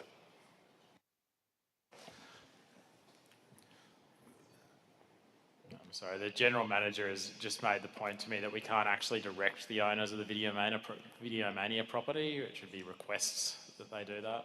Yeah. Councillor Bidlay seems happy to amend that. Councillor Bezic. Just a quick question to the Director of Planning. There's a DA on that property at the moment, and is it still the same, the original owners, or is that place recently sold in the last couple of years?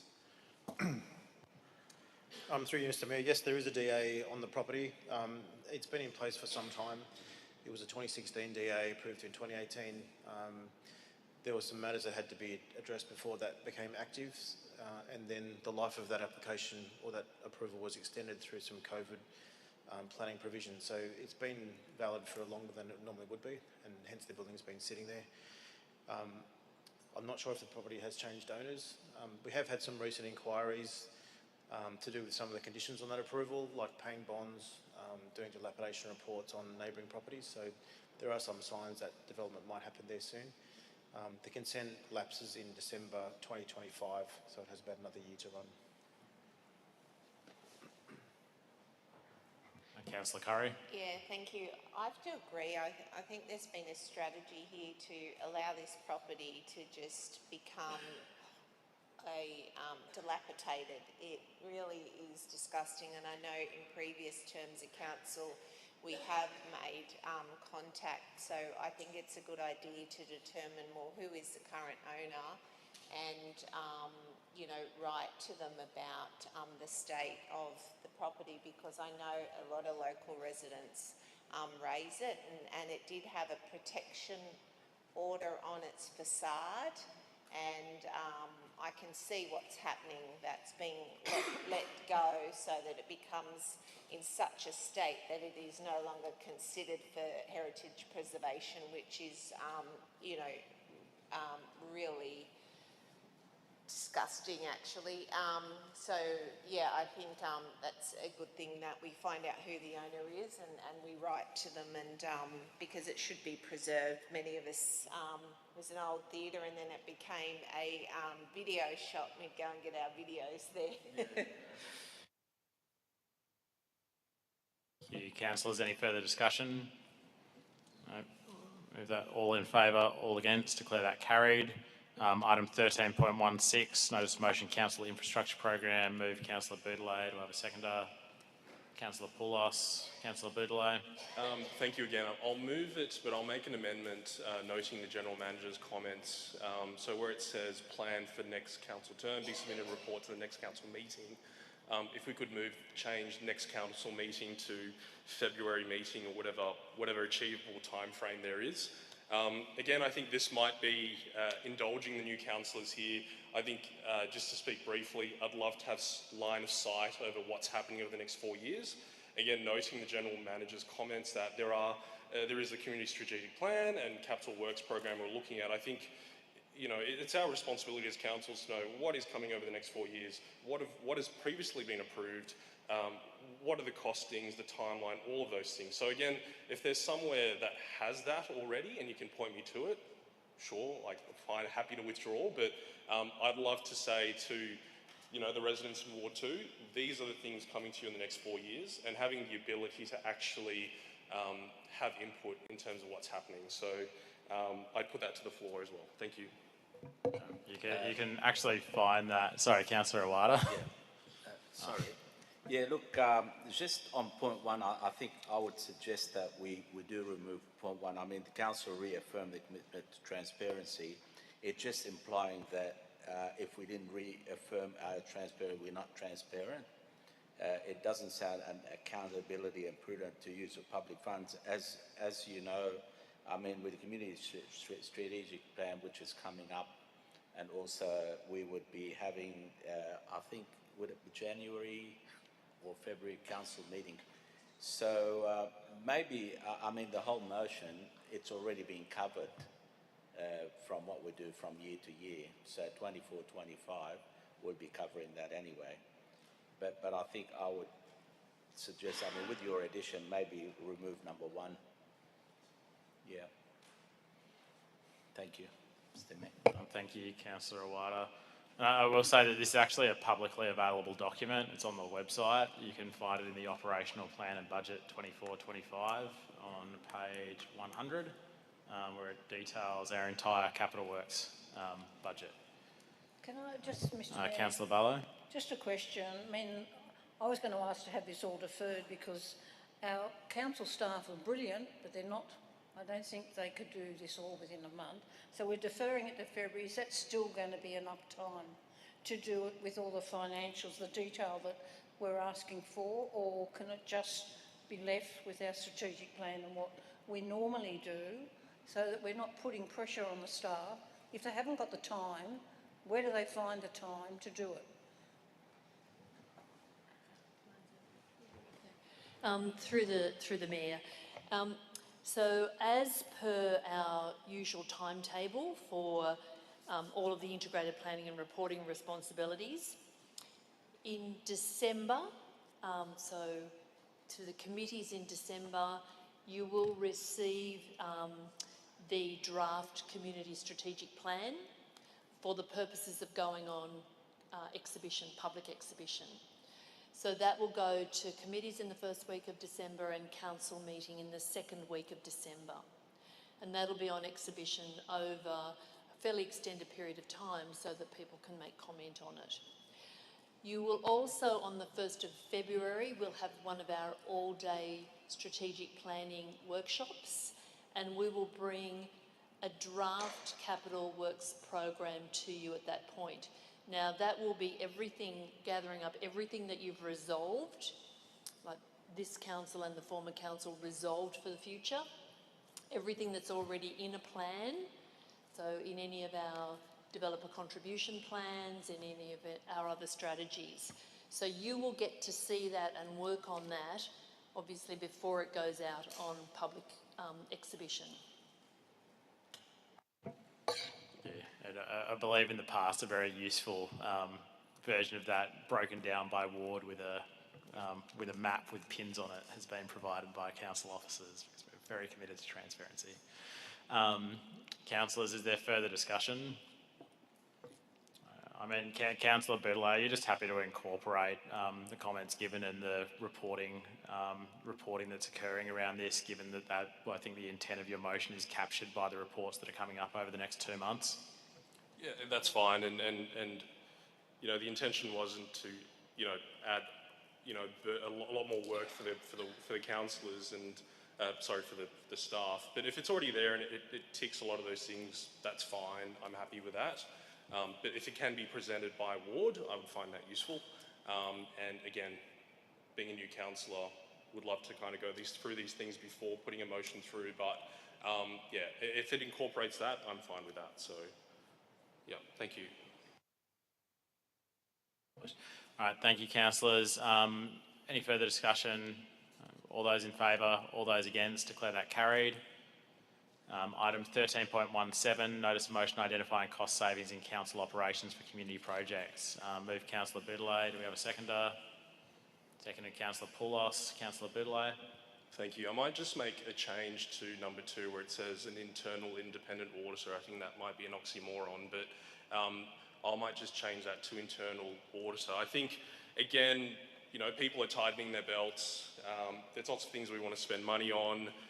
This isn't an attempt for us to look ourselves in the mirror and say, well, where can we make savings as a council? And it's not targeted at staff or anything like that. It's more about digitising processes, looking at regulations. If there's any options there where we can save money, make things more efficient, the ask would be for council staff to do that and come back with options.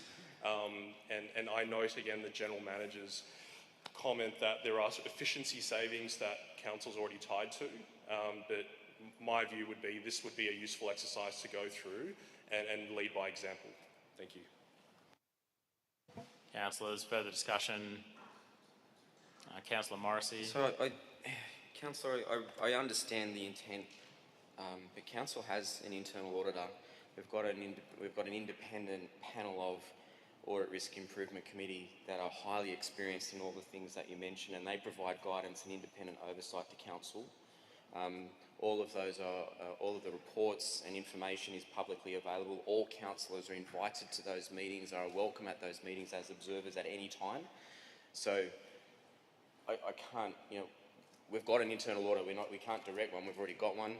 All levels of management, from general manager through to directors, due to managers and supervisors, have certain metrics which are all independently reviewed by the independent auditor. There is an internal audit program that is set out 12 to 18 months in advance, and the results of those internal audits are presented to the Audit Risk Improvement Committee. Those are then minuted and adopted by council. The auditors are available if we wish them to speak, to ask questions. So respectfully, again, while I understand the intent, council already does this. We've already got programs in place, so I'm not quite sure, unless maybe Director of City Performance or Jan wants to make some comments on how we might improve it, but it seems to be we're asking council to do something that it already does and has transparent reporting and frameworks in place. Councillors, further discussion? Just again Councillor a question. Barlow.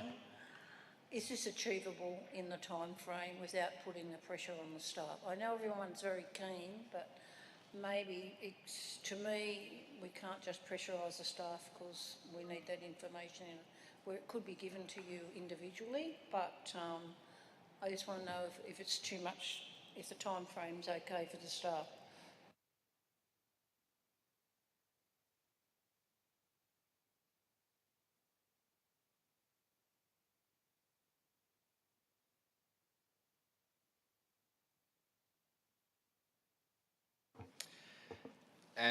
In councils, the document that we probably want to refer to here is our long-term financial plan. In that document, we have strategies around income expenses and capital allocation, which we then obviously thoroughly review every year to make sure that we can balance. And so in there, there's already additional programs. In the last council term, we actually went through a whole program mainly focused on sort of income and looking at property opportunities. So it's probably the discussion when we do bring the long-term financial plan to council in the February workshop that we can probably work through the strategies. I don't think we'll be able to work through a whole comprehensive review. That would be probably unachievable, but we can definitely work through the strategies that we want to focus our attentions to and look at things that we can definitely work on in the next 4 years to make sure that the long-term plan is balanced. Would be my approach. Sorry, through the chair, I think in answer to Councillor Barlow's question, it rather depends on whether this is asking us to undertake a different process to the one that we currently undertake through our audit function and through the mandatory service reviews, the improvement part of the audit committee that we are required to do, and the efficiency savings that we have to achieve each year to meet our budget target. So I think we really need to understand whether it is about better understanding about what we currently do or whether there is an intention that we do something different from the fairly exhaustive processes that we currently undertake. I think that's a question for you, Kat. I mean, I guess what it describes is what the internal auditor currently does, and they are required to report back, I think, on a quarterly basis, to the Audit Risk and Improvement Committee, which then gets reported up to council. Will we be having a report on this in the February workshop? Is that planned, or can we incorporate that into the February workshop? Just the process that we undertake, just for our benefit. Could I suggest that we do it certainly early in the new year? The February workshop is going to be pretty busy and jam-packed. It's a huge agenda, as you remember from previous times, but we can certainly bring back a lot of information to you early in 2025 about how those efficiencies are and service reviews are undertaken. So we're going to have a report and presentation to the committee. Yeah, I think that's fine. Thank you for accommodating that. All right, so I can refer back to the discussion. Councillors, any further discussion? All those in favour? All those against? Declare that carried. Item 13.18, proposal to optimise use of Lestrange Park for local football. Moved Councillor Boutillier. Do I have a seconder? Councillor Curry. Councillor Boutillier. I know there's been discussions over years and years. So currently at Lestrange Park, you've got a football club that wants 2 full-length fields. There's a cricket pitch whose orientation prevents that. Again, noting the General Manager's comments about the December meeting papers already being put out, fine if that's changed to a January or probably February meeting. I just think would love to re-explore all of this and bring it to a head again and just find options for the football club there who want to run 2 full games at the same time and they can't, and it's been an ongoing saga from what I understand. So it's not to take action yet, but just to sit down and understand what options there are. And I understand that Councillor Curry's also worked hard to try and find a solution, as has the staff. So I would just want to put it back on the radar to try and find a solution here. So thank you. Councillors, further discussion? Councillor Kassim. Yes, thank you very much for raising this, Councillor Boutillier. The only amendment I would suggest is just adding S for clubs in point 3, so that we're actually consulting with the cricket club as well, just to find out what the situation with them is. Yeah. Thanks. Happy with that, Councillor Boutillier? Yep. So that's clubs in point 3. Councillors, is there any further discussion? All those in favour? All those against? Declare that carried. One motion to go with 15 minutes left. Item 13.19, no standing sign at 10 to 12 Middle Miss Street, Mascot. Moved Councillor Boutillier. Do I have a seconder? Councillor Naji, Councillor Bidlay. Again, super quick, and apologise, Councillor Kassim, for not working with her on this, but I understand this is being considered at the Traffic Committee. So if we could just note that it is being considered, or just whatever you need I to do. think probably point 2 should be that the council notes that the item will be dealt with at an upcoming Traffic Committee meeting. Yeah, that's completely fine. Yeah, that's fine, as long as it's on the radar. I know there are multiple residents there, they need a solution, there are issues there with the driveway. It seems like we're dealing with all sorts of motions tonight, but yeah, this is really important for a large number of people in Mascot, so look forward to working with the Ward 2 councillors on a solution for this. Thank you. Thank you, Councillor Bidlay. Is there any further discussion? No. I'll put the motion. All those in favour, all those against, declare that carried. And that brings us to the end of the meeting, councillors. Questions with notice? Any questions with notice? No. Councillor Naji has forwarded them on. I'm sure they've been received. No further questions with notice. There being no further items, I declare the meeting closed at 10:47.